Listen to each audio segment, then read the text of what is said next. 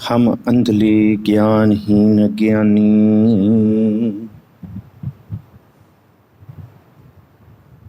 क्यों चाल है मार्ग पंथा। हम अंधले को गुर अंचल दीजै, जन नानक चल है मिलन था। कन हर बूंद बस हो रोमावल, कुसुम बसंत गणत न आवै। रव सस किरण उदर सागर को, गंग तरंग अंत को पावै। रुद्र ध्यान ज्ञान सतगुर के, कब जन भल उन्ह जो गावै। भले अमरदास गुण तेरे, तेरी उपमा तोहे बन आवै। सतनाम वाहिगुरु साहिब जीओ। श्लोक महला पहला। महल कुचजी मड़वड़ी, काली मनहो कसुद। जे गुण होवन ता पिर रवै, नानक अवगुण मुंद। ਧੰਨ ਸਤਿਗੁਰੂ ਸ੍ਰੀ ਗੁਰੂ ਗ੍ਰੰਥ ਸਾਹਿਬ ਮਹਾਰਾਜ ਜੀ ਦੀ ਪਾਵਨ ਹਜ਼ੂਰੀ ਅੰਦਰ ਸੁਭਾਇਮਾਨ ਪਰਮ ਸਨਮਾਨਯੋਗ ਸਤਸੰਗੀ ਜਨੋ,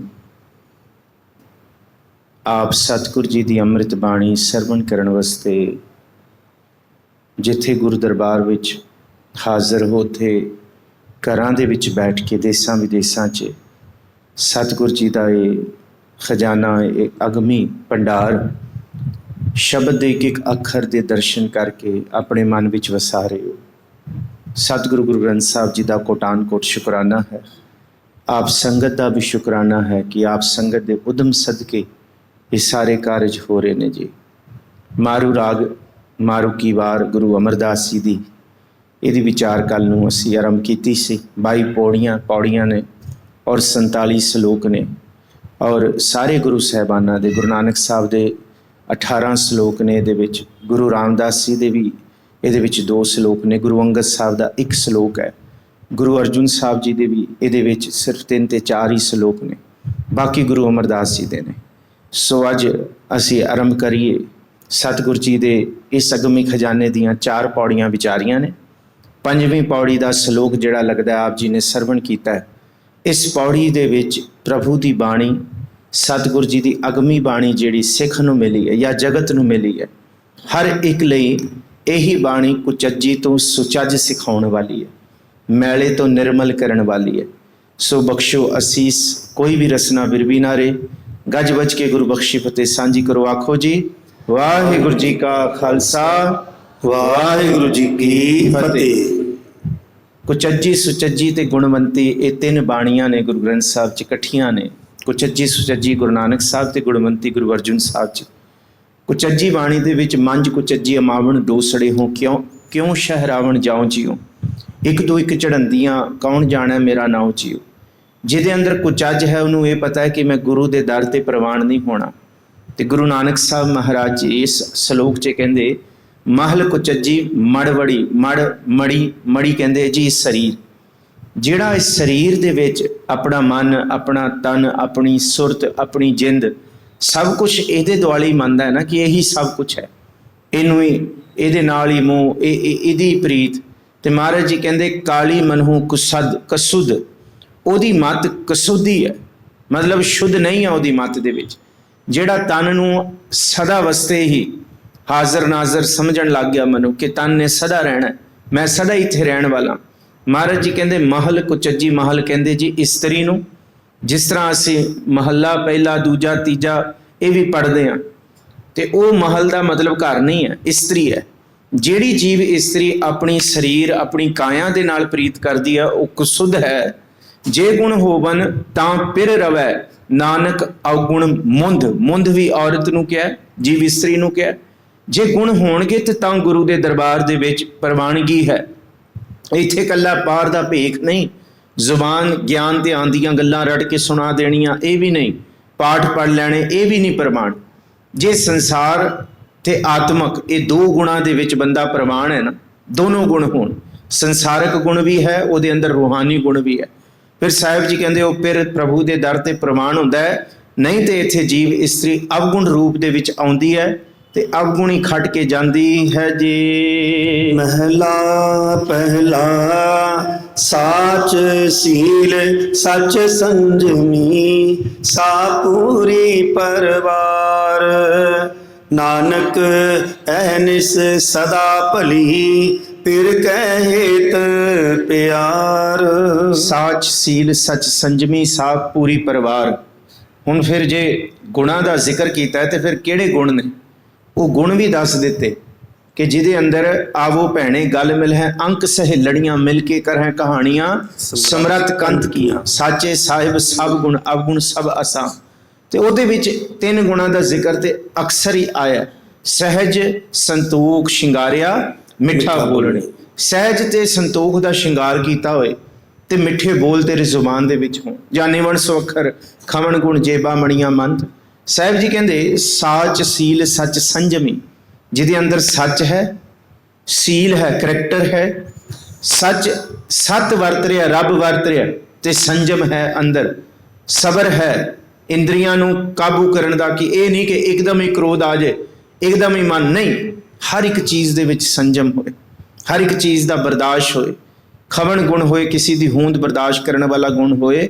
ਸਾ ਪੂਰੀ ਪਰਿਵਾਰ, ਉਹੀ ਔਰਤ ਪਰਿਵਾਰ ਦੇ ਵਿੱਚ ਸਭ ਤੋਂ ਪ੍ਰਧਾਨ ਮੰਨੀ ਜਾਂਦੀ ਹੈ, ਉਹੀ ਸਤਿਕਾਰੀ ਜਾਂਦੀ ਹੈ।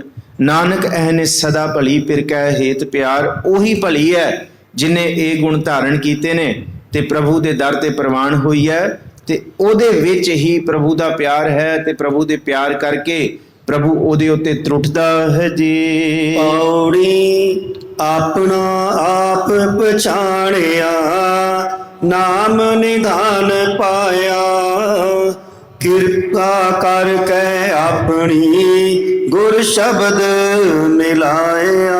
ਹੁਣ ਪੌੜੀ ਦਾ ਮਜ਼ਮੂਨ ਪਹਿਲਾਂ ਹੀ ਦੱਸਦਾ ਸੀ ਕਿ ਜੇ ਬਾਣੀ ਹੈ, ਸੱਚਾ ਸ਼ਬਦ ਹੈ ਤੇ ਪ੍ਰਵਾਨਗੀ ਹੈ। ਪੌੜੀ ਆਪਣਾ ਆਪ ਪਛਾਣਿਆ, ਨਾਮ ਨਿਧਾਨ ਪਾਇਆ। ਆਪਣੇ ਆਪ ਨੂੰ, ਆਪਣੇ ਮਨ ਦੀ ਸੋਝੀ ਜਿਹਨੂੰ ਨਹੀਂ ਹੋਈ, ਉਹ ਪ੍ਰਭੂ ਦੀ ਪ੍ਰਾਪਤੀ ਨਹੀਂ ਕਰ ਸਕਦਾ। ਆਪਣੀ ਸੋਝੀ ਹੋਣੀ ਜ਼ਰੂਰੀ ਹੈ, ਆਪਣੇ ਪਾਪਾਂ ਦਾ ਪਤਾ ਹੋਣਾ ਚਾਹੀਦਾ, ਆਪਣੇ ਮੈਲੇ ਕਰਮਾਂ ਦਾ ਪਤਾ ਹੋਣਾ ਚਾਹੀਦਾ। ਇਹ ਪਤਾ ਹੋਣਾ ਚਾਹੀਦਾ ਕਿ ਮੈਂ ਕਿਹੜੇ ਕਿਹੜੇ ਵਿਕਾਰ ਕੀਤੇ ਨੇ, ਕਰ ਰਹੀ ਹਾਂ। ਜੇ ਇਹ ਵਿਕਾਰਾਂ ਨੂੰ ਨਹੀਂ ਦੇਖ ਰਿਹਾ ਮਨ, ਫਿਰ ਮਹਾਰਾਜ ਜੀ ਕਹਿੰਦੇ ਫਿਰ ਪਿਆਰ ਨਹੀਂ ਹੈ ਉਸ ਪ੍ਰਭੂ ਦਾ। ਜਿਹਨੇ ਆਪਣੇ ਆਪ ਨੂੰ ਪਛਾਣਿਆ, ਉਹਨੂੰ ਨਾਮ ਦਾ ਖਜ਼ਾਨਾ ਮਿਲਿਆ। ਕਿਰਪਾ ਕਰਕੇ ਆਪਣੀ ਗੁਰ ਸ਼ਬਦ ਮਿਲਾਇਆ, ਤੇ ਗੁਰੂ ਨੇ ਕਿਰਪਾ ਕਰਕੇ ਇਸ ਪਾਰ ਬ੍ਰਹਮ ਪਰਮੇਸ਼ਵਰ ਦੀ ਬਾਣੀ, ਇਹ ਸ਼ਬਦ ਉਹਦੀ ਝੋਲੀ ਉਹਦੇ ਮਨ ਦੇ ਵਿੱਚ ਬਿਲਕੁਲ ਵਸਾ ਦਿੱਤਾ ਹੈ ਜੀ। ਗੁਰ ਕੀ ਬਾਣੀ ਨਿਰਮਲੀ, ਹਰ ਰਸ ਪੀਆਇਆ, ਹਰ ਰਸ ਜਿਨੀ ਚਾਖਿਆ, ਅਨ ਰਸ ਠਾਕ ਰਹਾਇਆ।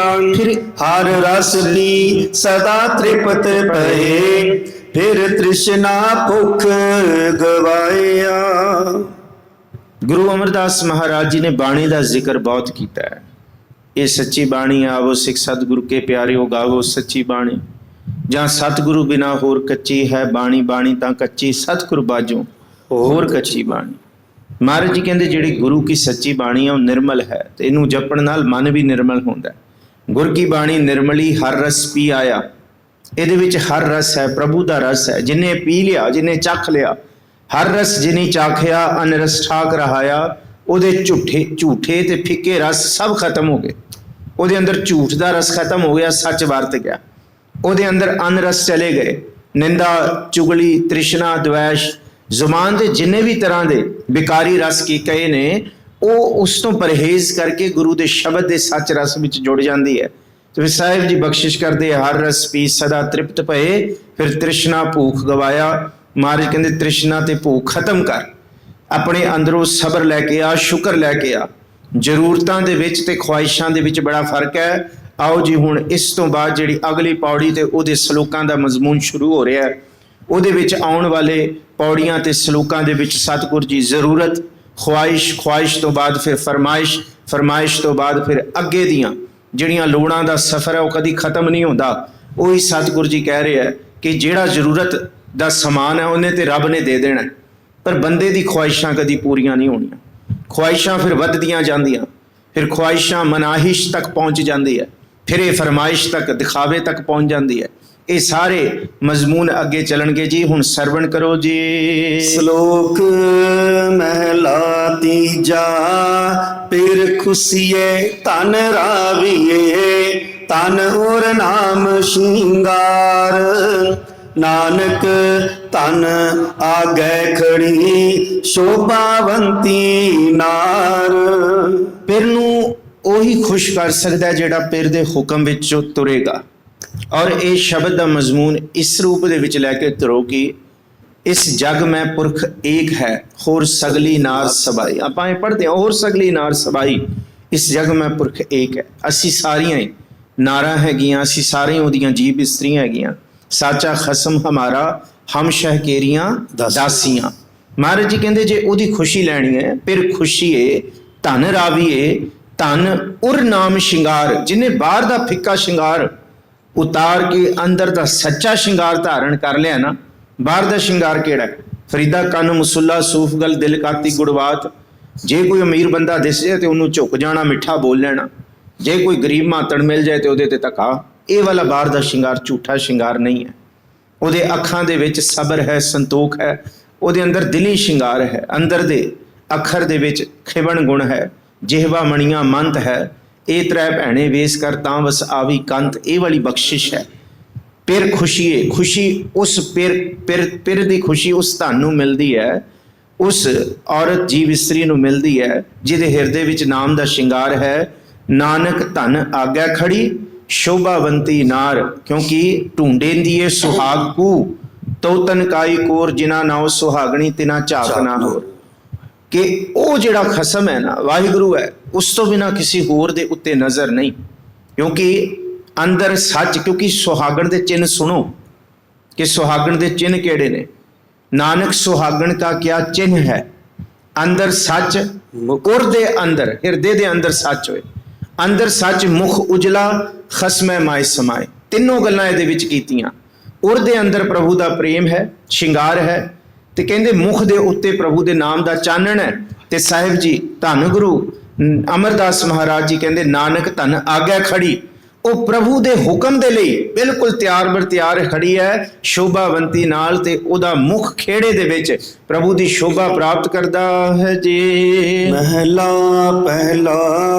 ਸਸੁਰੈ ਪਈਐ ਕੰਤ ਕੀ, ਜਪੋ ਜੀ। ਕੰਤ ਅਗੰਮ ਅਥਾ। ਨਾਨਕ ਧਨ ਸੁਹਾਗਣੀ, ਜੋ ਪਾਵੇ ਵੇ ਪਰਵਾਹ। ਸਸੁਰੈ ਪਈਐ ਕੰਤ ਕੀ। ਇਹ ਤੇ ਯਾਦ ਰੱਖ ਲਈਏ ਕਿ ਸਹੁਰਾ ਘਰ ਵੀ ਕੰਤ ਤੋਂ ਬਿਨਾ ਨਹੀਂ, ਤੇ ਪੇਕਾ ਘਰ ਵੀ ਵਾਹਿਗੁਰੂ ਤੋਂ ਬਿਨਾ ਨਹੀਂ। ਭਾਵ ਇੱਥੇ ਵੀ ਜੇ ਵਾਹਿਗੁਰੂ ਸਹਾਰਾ ਹੈ, ਆਸਰਾ ਹੈ, ਤੇ ਸੁੱਖ ਹੈ, ਧਰਵਾਸ ਹੈ, ਸਬਰ ਹੈ। ਜੀਵਨ ਦੇ ਜਿਉਣ ਦਾ ਇੱਕ ਵੱਖਰਾ ਅੰਦਾਜ਼ ਹੈ। ਜੇ ਰੱਬ ਵਿਸਰ ਜਾਏ, ਨਾ ਇੱਥੇ ਸੁੱਖ ਤੇ ਨਾ ਉੱਥੇ ਸੁੱਖ। ਤੇ ਇਸ ਸਤਿਗੁਰ ਜੀ ਦੇ ਸੱਚ ਨੂੰ ਕਿ ਸਭ ਨਾ ਸਹੁਰੇ ਵੰਜਣਾ, ਸਭ ਮੁਕਲਾਵਣ ਹਾਰ। ਸਸੁਰੈ ਪਈ ਹੈ, ਪੇਕਾ ਘਰ ਇਹ ਹੈ, ਸਹੁਰਾ ਘਰ ਵਾਹਿਗੁਰੂ ਜੀ ਦਾ ਦਰ ਹੈ। ਕਹਿੰਦੇ ਕੰਤ ਕੀ, ਕਿ ਤੂੰ ਪ੍ਰਭੂ ਦੇ ਨਾਮ ਤੋਂ ਬਿਨਾ ਬਿਲਕੁਲ ਵੀ ਕੱਖ ਨਹੀਂ ਹੈ, ਕੋਈ ਕੀਮਤ ਨਹੀਂ ਹੈ ਪ੍ਰਭੂ ਤੋਂ ਬਿਨਾ। ਸਸੁਰੈ ਪਈ ਹੈ ਕੰਤ ਕੀ, ਕੰਤ ਅਗਮ ਅਥਾ। ਤੇ ਉਹ ਕੰਤ ਦੁਨੀਆ ਵਾਲਾ ਨਹੀਂ, ਅਗਮ ਅਥਾ ਵਾਹਿਗੁਰੂ। ਕੋਈ ਸ਼ੰਕਾ ਨਾ ਰਹੇ, ਜਿਹੜਾ ਸਾਰਿਆਂ ਦੇ ਵਿੱਚ ਮੌਜੂਦ ਹੈ, ਜਿਹੜਾ ਕਿਸੇ ਵੀ ਗਿਆਨ ਇੰਦਰੀ 'ਚ ਕਾਬੂ ਨਹੀਂ ਹੁੰਦਾ। ਨਾਨਕ ਧਨ ਸੁਹਾਗਣੀ। ਸੱਸੇ ਨੂੰ ਦੋ ਮਾਤਰਾਵਾਂ ਨੇ, ਔਂਕੜ ਹੀ ਉਚਾਰਨ ਕਰਿਓ ਜਿਵੇਂ ਭਾਈ ਸਾਹਿਬ ਕਰਕੇ ਲੰਘੇ ਨੇ। ਨਾਨਕ ਧਨ ਸੁਹਾਗਣੀ, ਜੋ ਭਾਵੈ ਵੇਪਰਵਾਹ। ਜਿਹੜੇ ਵੇਪਰਵਾਹ ਖਸਮ ਨੂੰ ਪਾਉਂਦੀ ਹੈ ਨਾ। ਹੁਣ ਵੇਪਰਵਾਹ ਕੀ ਹੈ? ਉਹਦੇ ਹੁਕਮ ਨੂੰ ਮੰਨ ਲਿਆ। ਆਪ ਕੀਮਤ ਕਿੰਨੀ ਕੀਮਤੀ ਇੱਕ ਮਹਾਰਾਜ ਜੀ ਦਾ ਪਦ ਹੈ ਕਿ ਉਹ ਅਸਲ ਪ੍ਰਵਾਨ ਨਹੀਂ ਹੈਗੀਆਂ ਸੁਹਾਗਣਾ, ਜਿਹੜੀ ਬਾਹਰੋਂ ਭੇਖ ਕਰ ਰਹੀਆਂ ਨੇ ਤੇ ਅੰਦਰੋਂ ਕੁਝ ਹੋਰ ਨਹੀਂ। ਪਰ ਜਿਨ ਪਟ ਅੰਦਰ, ਬਾਹਰ ਗੁੱਦੜ ਤੇ ਭਲੇ ਸੰਸਾਰ। ਤੇ ਨੇਹੋ ਲੱਗਾ ਰੱਬ ਸੇਤੀ, ਦੇਖਣਾ ਵਿਚਾਰ। ਅਗਲੀ ਤੁਕ ਪੜੋ। ਰੰਗ ਹਸੈ ਰੰਗ ਰੋਵੈ, ਚੁੱਪ ਵੀ ਕਰ ਜਾਏ, ਪ੍ਰਵਾਹ ਨਾ ਹੈ ਕਿਸੈ ਕੇਰੀ ਬਾਤ ਸੱਚੇ ਨਾ। ਆਹ ਜਿਹੜੀ ਹੈ ਨਾ ਪ੍ਰਵਾਹ, ਗੁਰੂ ਅਰਜਨ ਸਾਹਿਬ ਨੂੰ ਜਹਾਂਗੀਰ ਕਹਿੰਦਾ ਕਿ ਇਸਲਾਮ ਕਬੂਲ ਕਰੋ, ਨਹੀਂ ਕੀਤਾ। ਗੁਰੂ ਅਰਜਨ ਸਾਹਿਬ ਨੂੰ ਕਹਿੰਦਾ ਗੁਰੂ ਗ੍ਰੰਥ ਸਾਹਿਬ ਜੀ ਦੇ ਵਿੱਚ ਸਾਡੇ ਇਸਲਾਮ ਧਰਮ ਦੀਆਂ ਤਾਰੀਫਾਂ ਨੂੰ ਪਾਓ, ਮੁਹੰਮਦ ਸਾਹਿਬ ਦੀ ਤਾਰੀਫ ਨੂੰ ਵੀ ਪਾਓ। ਪਰਵਾਹ ਨਾ ਹੀ ਕਿਸੇ ਕੇ, ਤੱਤੀ ਤਵੀ ਤੇ ਬਿਠਾ ਕੇ ਉਹ ਕੋਈ ਠੰਡ ਥੋੜੀ ਵਰਤਾ ਗਿਆ, ਉਹ ਕਸ਼ਮੀਰ ਚਲਾ ਗਿਆ, ਉਹ ਅੰਦਰੋਂ ਸੜਦਾ ਰਿਹਾ, ਮਹਾਰਾਜ ਤੱਤੀ ਤਵੀ ਤੇ ਬਹਿ ਕੇ ਵੀ ਠੰਡੇ ਰਹੇ। ਦਿੱਲੀ ਦੀ ਧਰਤੀ ਤੇ ਗੁਰੂ ਤੇਗ ਬਹਾਦਰ ਸਾਹਿਬ ਨੂੰ ਕਿਹਾ 3 ਕੱਕੇ ਕਾਫ ਕਰਾਮਾਤ ਦਿਖਾਓ, ਜਾਂ ਕਲਮਾ ਪੜੋ ਤੇ ਜਾਂ ਫਿਰ ਕਤਲ ਲਈ ਤਿਆਰ ਹੋ। ਪਰਵਾਹ ਨਾ ਹੈ ਕਿਸੇ ਕੇ, ਨਾ ਕਰਾਮਾਤ ਤੇ ਨਾ ਕਲਮਾ, ਇਹੀ ਹੈ ਤੇ ਪਰਵਾਹ ਨਾ ਹੈ। ਤੇ ਸਿੰਘਾਂ ਨੇ ਵੀ ਕੋਈ ਪਰਵਾਹ ਨਹੀਂ, ਮਤੀ ਦਾਸ ਸਤੀ ਦਾਸ ਸੁਥੀ ਦਿਆਲੇ ਭਾਈ ਦਿਆਲਾ ਜੀ। ਇਹ ਜਿਹੜੀ ਭਾਵਨਾ ਹੈ ਨਾ, ਇਹ ਬੇਪਰਵਾਹ ਖਸਮ ਦੇ ਉੱਤੇ ਜਿਹੜਾ ਬਿਲਕੁਲ ਨਿਛਾਵਰ ਹੋ ਜਾਂਦੀ ਹੈ ਜੀਵ ਇਸਤਰੀ, ਇਹ ਆਤਮਾ, ਫਿਰ ਉਹਦੇ ਉੱਤੇ ਬੇਪਰਵਾਹ ਪ੍ਰਭੂ ਵਰਤਦਾ।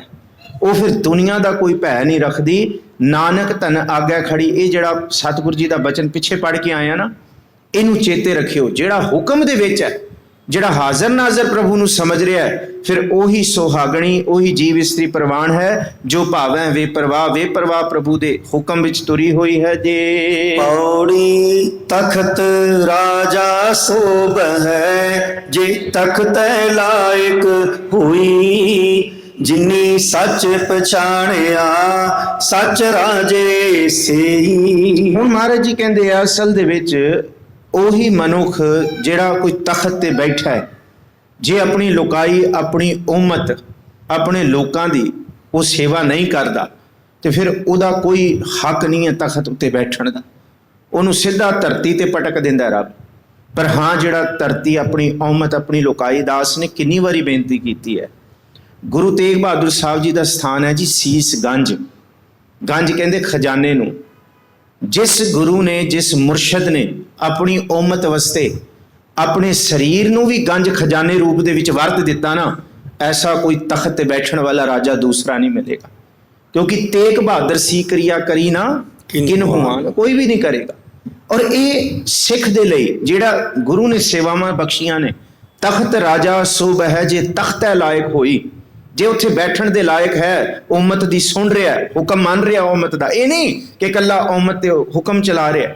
ਅੱਗੇ ਸਾਹਿਬ ਜੀ ਕਹਿੰਦੇ ਜਿਨੀ ਸੱਚ ਪਛਾਣਿਆ ਸੱਚ ਰਾਜੇ ਸਹੀ, ਜਿਹਦੇ ਹਿਰਦੇ ਵਿੱਚ ਸੱਚ ਹੈ, ਰੱਬ ਦਾ ਭਾਉ ਹੈ, ਉਹੀ ਇਸ ਧਰਤੀ ਤੇ ਰਜਿਆ ਹੋਇਆ ਹੈ। ਜੇ ਇਹ ਭੂਪਤ ਰਾਜੇ ਨਾ ਆਖੀਐ ਹੈ, ਦੂਜੇ ਭਾਏ ਦੁਖ ਹੋਈ, ਕੀਤਾ ਕਿਆ ਸਾਲਾਹੀਐ, ਜਿਸ ਜਾਂਦੇ ਬਿਲਮ ਨਾ ਹੋਈ, ਨੇਚਲ ਸੱਚਾ ਏਕ ਹੈ, ਗੁਰਮੁਖ ਬੂਝੈ ਸੋ ਨੇਚਲ ਹੋਈ। ਹੁਣ ਆ ਹੈ ਅਸਲ ਰਜਿਆ ਹੋਇਆ ਬੰਦਾ।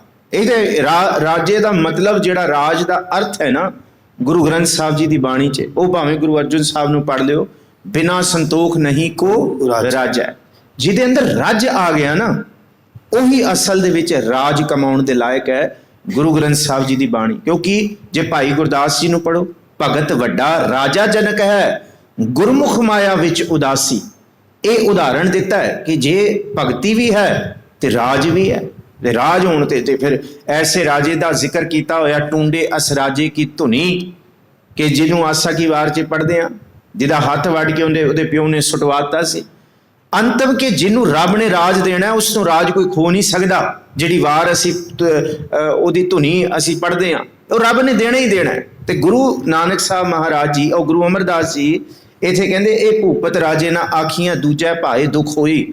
ਜਿਹੜੇ ਆਪਣੇ ਢਿੱਡ ਭਰਨ ਬਹਿ ਗਏ ਨੇ, ਮਹਾਰਾਜ ਜੀ ਕਹਿੰਦੇ ਉਹਨਾਂ ਨੂੰ ਦੁੱਖ ਹੀ ਦੁੱਖ ਹੈ। ਫਿਰ ਅੱਜ ਭਾਵੇਂ ਸੁਖੀ ਨੇ, ਕੱਲ ਦੇਖਿਓ ਕੀਤਾ ਕਿਆ ਸਾਲ ਆਈ ਹੈ, ਜਿਸ ਜਾਂਦੇ ਬਿਲਮ ਨਾ ਹੋਈ, ਨਾ ਉਹਦਾ ਰਾਜ ਸਲਾਇਆ ਜਾਏਗਾ ਤੇ ਨਾ ਉਹ ਸਲਾਇਆ ਜਾਏਗਾ। ਜਿਨ੍ਹਾਂ ਨੇ ਸਲਾਇਆ, ਔਰੰਗਜ਼ੇਬ ਦੇ ਸੋਹਲੇ ਪੜੇ ਜਾਂਦੇ ਸੀ ਭਾਈ, ਭੱਟ ਰੱਖੇ ਹੋਏ ਸੀ ਉਹਦੇ ਦਰਬਾਰ ਦੇ ਵਿੱਚ। ਜਦ ਔਰੰਗਜ਼ੇਬ ਆਉਂਦਾ ਸੀ, ਉਹਦੇ ਗਾਏ ਜਾਂਦੇ ਸੀ। ਕਿੱਥੇ ਨੇ ਅੱਜ? ਨਾ ਉਹਦੇ ਭੱਟ ਨੇ, ਨਾ ਉਹਦੀਆਂ ਕੋਈ ਪੀੜੀਆਂ ਨੇ, ਨਾ ਉਹ ਕਿਲੇ ਨੇ, ਤੇ ਨਾ ਉਹ ਵਹੀਆਂ ਨੇ, ਤੇ ਨਾ ਔਰੰਗਜ਼ੇਬ, ਨਾ ਉਹਦੇ ਨਗਾੜੇ, ਨਾ ਤੂਰ। ਅੱਜ ਵੀ ਗੁਰੂ ਰਾਮਦਾਸ ਜੀ ਦੇ ਦਰ ਤੇ ਜਦ ਮਹਾਰਾਜ ਦਾ ਪ੍ਰਕਾਸ਼ ਆਂਦਾ ਹੈ, ਤੇ ਗੁਰੂ ਕੇ ਭੱਟ ਖੜੇ ਹੋ ਕੇ ਭੱਟਾਂ ਦੀ ਵਹੀਆਂ ਗਾਉਂਦੇ ਨੇ। ਆ ਹੈ ਨਾ, ਇਹ ਰਹਿਣ ਵਾਲਾ ਰਾਜ, ਇਹ ਸਦਾ ਹੀ। ਔਰ ਇਸ ਕਰਕੇ ਜਿਹੜੀ ਦਰਬਾਰ ਸਾਹਿਬ ਦੀ ਮਰਿਆਦਾ ਹੈ ਨਾ, ਉਹ ਦਰਬਾਰ ਸਾਹਿਬ ਦੀ ਹੈ। ਹੋਰ ਗੁਰੂ ਘਰਾਂ ਦੀ ਮਰਿਆਦਾ ਦਰਬਾਰ ਸਾਹਿਬ ਵਾਲੀ ਨਾ ਲਓ। ਉਹ ਮਰਿਆਦਾ ਇੱਕ ਬਿਲਕੁਲ ਅਸੀਮ ਹੈ। ਉਹ ਤਖਤ ਸਦਾ ਹੀ ਰਹੇਗਾ, ਤੇ ਸਦਾ ਹੀ ਧੰਨ ਧੰਨ ਰਾਮਦਾਸ ਗੁਰ ਜਿਨ ਸਿਰਿਆ ਤਿਨੈ ਸਵਾਰਿਆ। ਉਥੇ ਭੱਟਾਂ ਦੇ ਸਵੀਏ ਗੁਰੂ ਕੀ ਉਸਤਤ ਲਈ ਗਾਏ ਜਾਣਗੇ।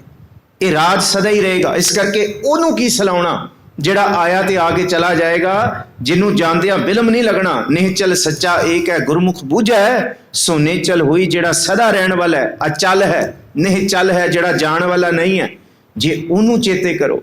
ਔਰ ਇਸ ਕਰਕੇ ਗੁਰੂ ਰਾਮਦਾਸ ਜੀ ਦਾ ਉਹ ਦਰ ਸਦਾ ਹੀ ਰਹੇਗਾ, ਉਹ ਸੋਹਿਲੇ ਸਦਾ ਹੀ ਗਾਏ ਜਾਣਗੇ, ਉਹ ਸਦਾ ਹੀ ਪਵਿੱਤਰ ਹੈ ਭਾਵਨਾ। ਇਹ ਤਖਤ ਬੈਠਾ ਅਰਜੁਨ ਗੁਰੂ, ਸਤਿਗੁਰ ਕਾ ਖਿਵੈ ਚੰਦੋਆ, ਉਹਦਾ ਚੰਦੋਆ, ਉਹਦੀ ਸ਼ੋਭਾ ਸਦਾ ਹੀ ਰਹਿਣ ਵਾਲੀ ਹੈ। ਇਸ ਕਰਕੇ ਐਸੇ ਗੁਰੂ ਤੋਂ ਬਲਹਾਰ ਜਾਈਏ ਜੀ। ਸ਼ਲੋਕ ਮਹਿਲਾ ਤੀਜਾ, ਸਭਨਾ ਕਾ ਪਿਰ ਏਕ ਹੈ, ਪਿਰ ਬਿਨ ਖਾਲੀ ਨਾਹੀ, ਨਾਨਕ ਸੇ ਸੁਹਾਗਣੀ, ਜੇ ਸਤਿਗੁਰ ਮਾਹੇ ਸਮਾਏ। ਸਭਨਾ ਕਾ ਪਿਰ ਏਕ ਹੈ। ਇਹ ਸ਼ਲੋਕ ਵੀ ਧੰਨ ਗੁਰੂ ਅਮਰਦਾਸ ਜੀ ਦਾ ਹੈ ਜੀ। ਆਪ ਜੀ ਦੇ ਗਿਆਤ ਲਈ ਅਰਜ਼ ਕਰਦਾ, 7ਵਾਂ ਪੌੜੀ ਦੇ ਨਾਲ ਦਾ ਜਿਹੜਾ ਮਜ਼ਮੂਨ ਸ਼ੁਰੂ ਹੋ ਗਿਆ। ਇਸ ਪੌੜੀ ਦੇ ਵਿੱਚ ਸਤਿਗੁਰ ਜੀ ਨੇ ਗੁਰੂ ਤੋਂ ਮਿਲੇ ਹੋਏ ਗਿਆਨ ਦੇ ਕਮਲ ਨੂੰ ਆਪਣੇ ਅੰਦਰ ਖਿੜਾਉਣ ਦਾ ਯਤਨ ਕੀਤਾ ਔਰ ਇਹ ਸੰਤੋਖ ਤੋਂ ਬਿਨਾਂ ਨਹੀਂ ਹੈ। ਪਿੱਛੇ ਵੀ ਹੁਣ ਰੱਜ ਦਾ ਪੜ੍ਹ ਕੇ ਆਏ ਹਾਂ ਕਿ ਜੇ ਰੱਜ ਹੈ ਤੇ ਤਾਂ ਗੁਰੂ ਦੀ ਬਖਸ਼ਿਸ਼ ਹੈ। ਸਤਿਗੁਰੂ ਜੀ ਅੱਗੇ ਬਖਸ਼ਿਸ਼ ਕਿਰਪਾ ਕਰਦੇ ਨੇ ਕਿ ਸਾਹਿਬ ਸਾਰਿਆਂ ਦਾ ਇੱਕੋ ਹੀ ਹੈ। ਪਿਰ ਬਿਨ ਖਾਲੀ ਨਾ ਹੀ, ਕਿਸੇ ਦੇ ਅੰਦਰ ਰੱਬ ਤੋਂ ਬਿਨਾਂ ਨਹੀਂ ਹੈ। ਸਭ ਹੈ ਘੱਟ, ਰਾਮ ਬੋਲੇ ਜੇ ਹੈ ਤੇ ਹੈ ਫਿਰ, ਨਾਨਕ ਸੇ ਸੁਹਾਗਣੀ, ਜੇ ਸਤਿਗੁਰ ਮਾਹੇ ਸਮਾਏ।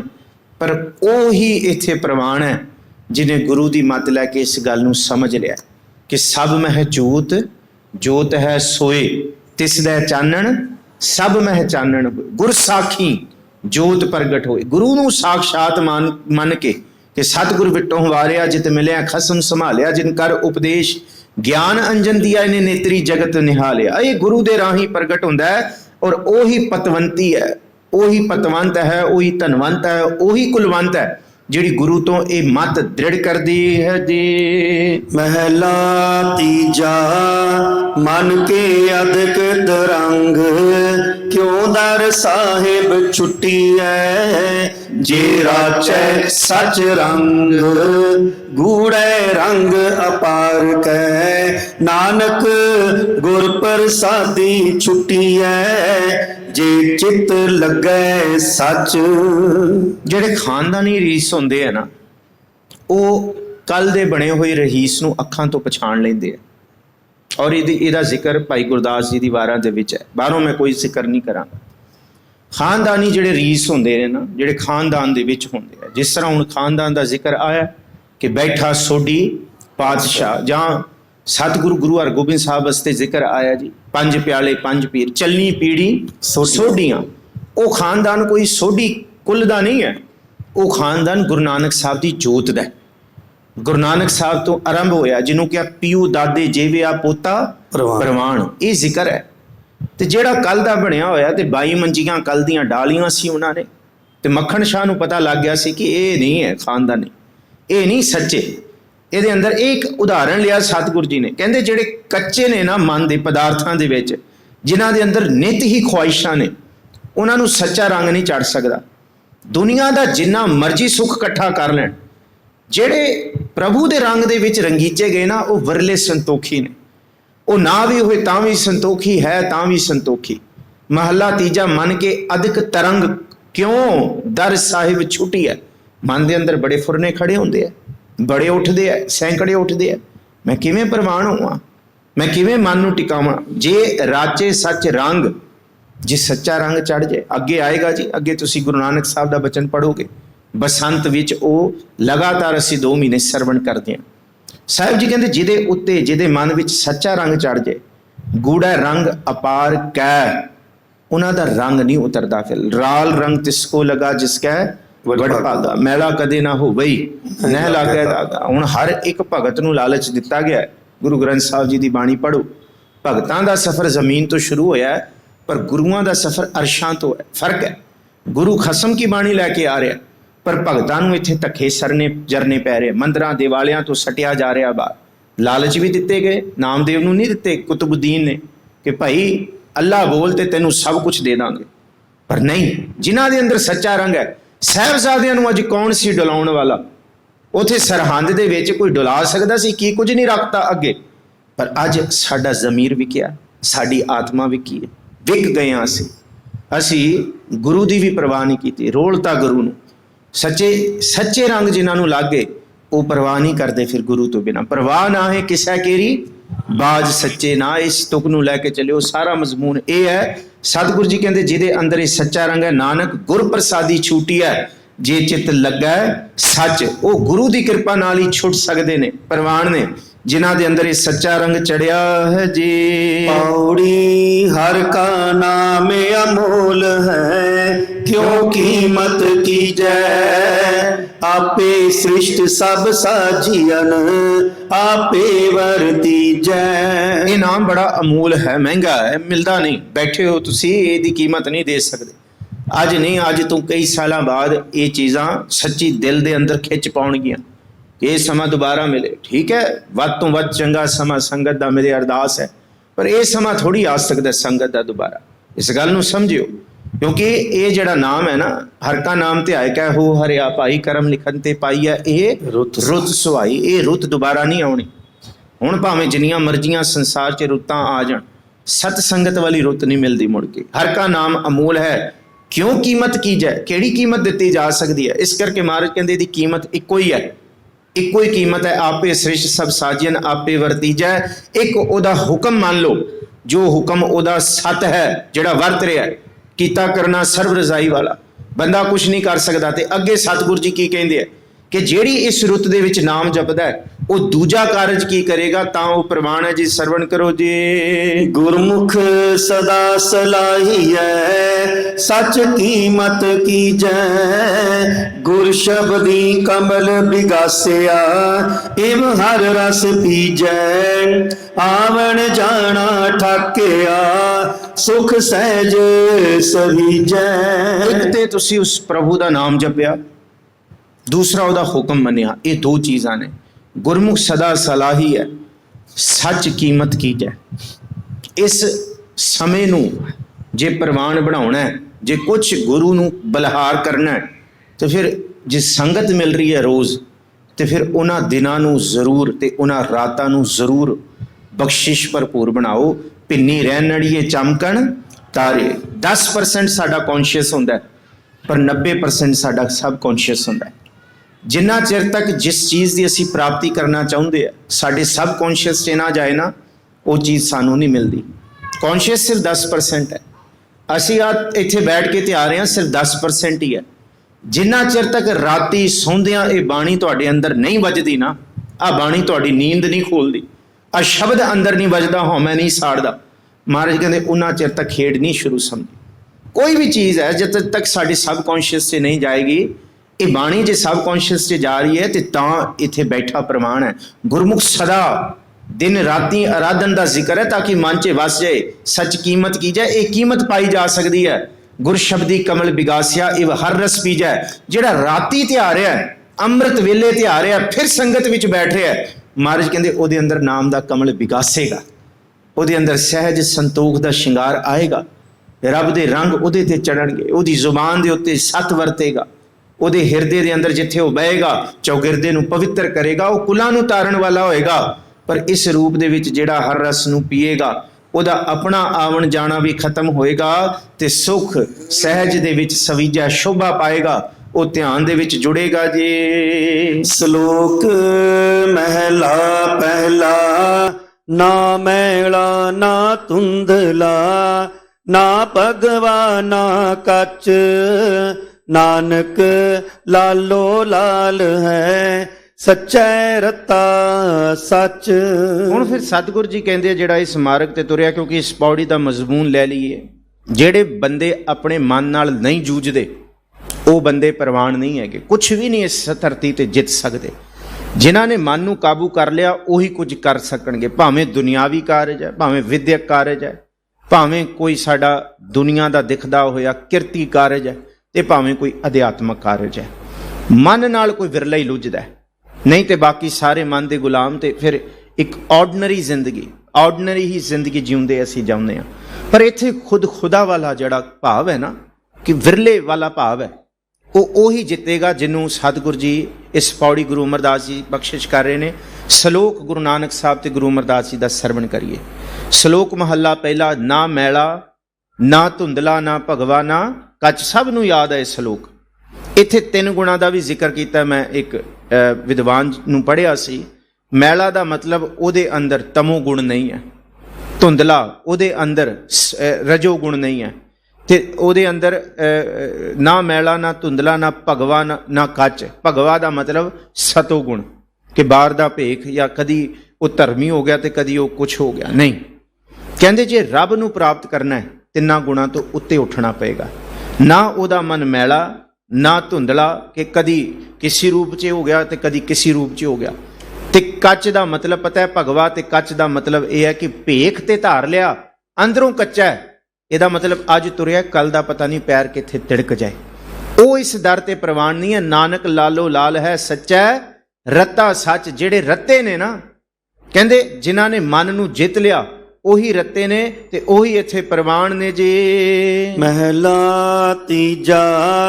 ਸਹਿਜ ਵਨਸਪਤ ਫੁੱਲ ਫਲ ਭਵਰ ਵਸੈ ਭੈ ਖੰਡ। ਨਾਨਕ ਤਰਵਰ ਏਕ ਹੈ ਏਕੋ ਫੁੱਲ ਪਿਰੰਗ। ਉਹੀ ਮਜ਼ਮੂਨ ਢੂੰਡੇ ਦੀ ਹੈ ਸੁਹਾਗ ਕੂ ਤੋ ਤਨ ਕਾਈ ਕੋਰ। ਜਿਨਾ ਨਾਉ ਸੁਹਾਗਣੀ ਤਿਨਾ ਚਾਕ ਨਾ ਹੋਰ। ਆਹੀ ਸਭ ਕੁਛ ਹੈ। ਇਹੀ ਪਾਰ ਜਾਤ ਹਰ ਹਰ ਰੁੱਖ ਹੈ। ਕਿੱਥੇ ਭੱਜਣ ਦੀ ਲੋੜ ਨਹੀਂ, ਪਰ ਸਬਰ ਕਰੀ ਤੇ ਫੁੱਲ ਤੇ ਫਲ ਐਵੇਂ ਨਹੀਂ ਹੋ ਜਾਂਦਾ। ਪਹਿਲਾਂ ਕਿੱਥੇ ਬੂਟਾ ਬੀਜ ਬੋਲਿਆ ਜਾਂਦਾ ਹੈ, ਤੇ ਬੀਜ ਆਪਣੀ ਹਸਤੀ ਨੂੰ ਖਤਮ ਕਰਦਾ ਹੈ ਤੇ ਉਹ ਰੁੱਖ ਬਣਦਾ ਹੈ, ਉਹ ਬੂਟਾ ਬਣਦਾ, ਬੂਟੇ ਤੋਂ ਪੇਡਾ, ਪੇਡੇ ਤੋਂ ਰੁੱਖ ਬਣਦਾ ਹੈ। ਸਫ਼ਰ ਕਿੰਨਾ ਲੰਬਾ है। मिटा दे अपनी हस्ती अगर कुछ मर्तबा चाहे कि दाना खाक में मिलकर गुलो गुलजार होता है। और याद रखियो सिर्फ इस धरती ते 2 या 3 ही तरह के फल ने ਜਿਹੜੇ बिना फुल तो पैदा हो जाते हैं, जिहदा जिक्र भाई कान सिंह नाभा ने किया होया। बाकी इस धरती ते सारे फल फुलों के बाद ही बनते हैं। पहला फुल होएगा तो फिर फल बनेगा। जिन्हों असी गुरु ग्रंथ साहब जी दे विच गुरु नानक साहब जी का भी बचन कि पहला पहरा फुलड़ा फल भी पच्छा रात। बाबा शेख फरीद कहते ना जो जागन ला हंसे साई कन्नो दात। कि भाई जी रात जे जप लिया, रात ध्या लिया अचेतन दे विच भी, तो फिर सवेरे वो फल बन जाएगा। राती फुल बनेगा तो सवेरे वो फल बनेगा। इत्थे हुण जिक्र किया कि सबर है। साहिब जी कहते सहज वनस्पत फुल फल भवर वसै भै खंड। भै खंड का मतलब डर तू खत्म करके इस मन नू भवरा बना ते गुरु दे शब्द नू वनस्पति बना। ते इस वनस्पति दे किन्ने सारे रंग ने, किन्ना कुछ है इहदे विच। इस शब्द दे ज्ञान नू तू भवरे दी तरह फुल ते फल रूप रस मान।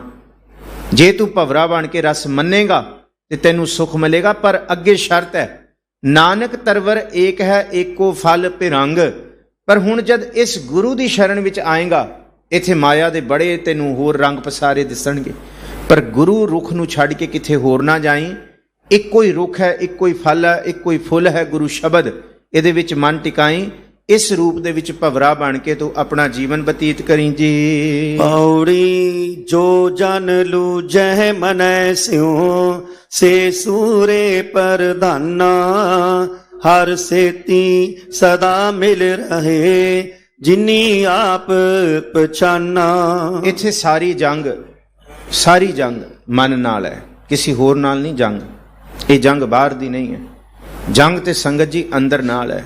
क्योंकि आई पंथी सगल जमाती मन जीता जग जी। जिन्हें मन नू जितया उन्हें जगत नू जित लिया। इत्थे ते ममा मन स्यो काज है मन साधा है।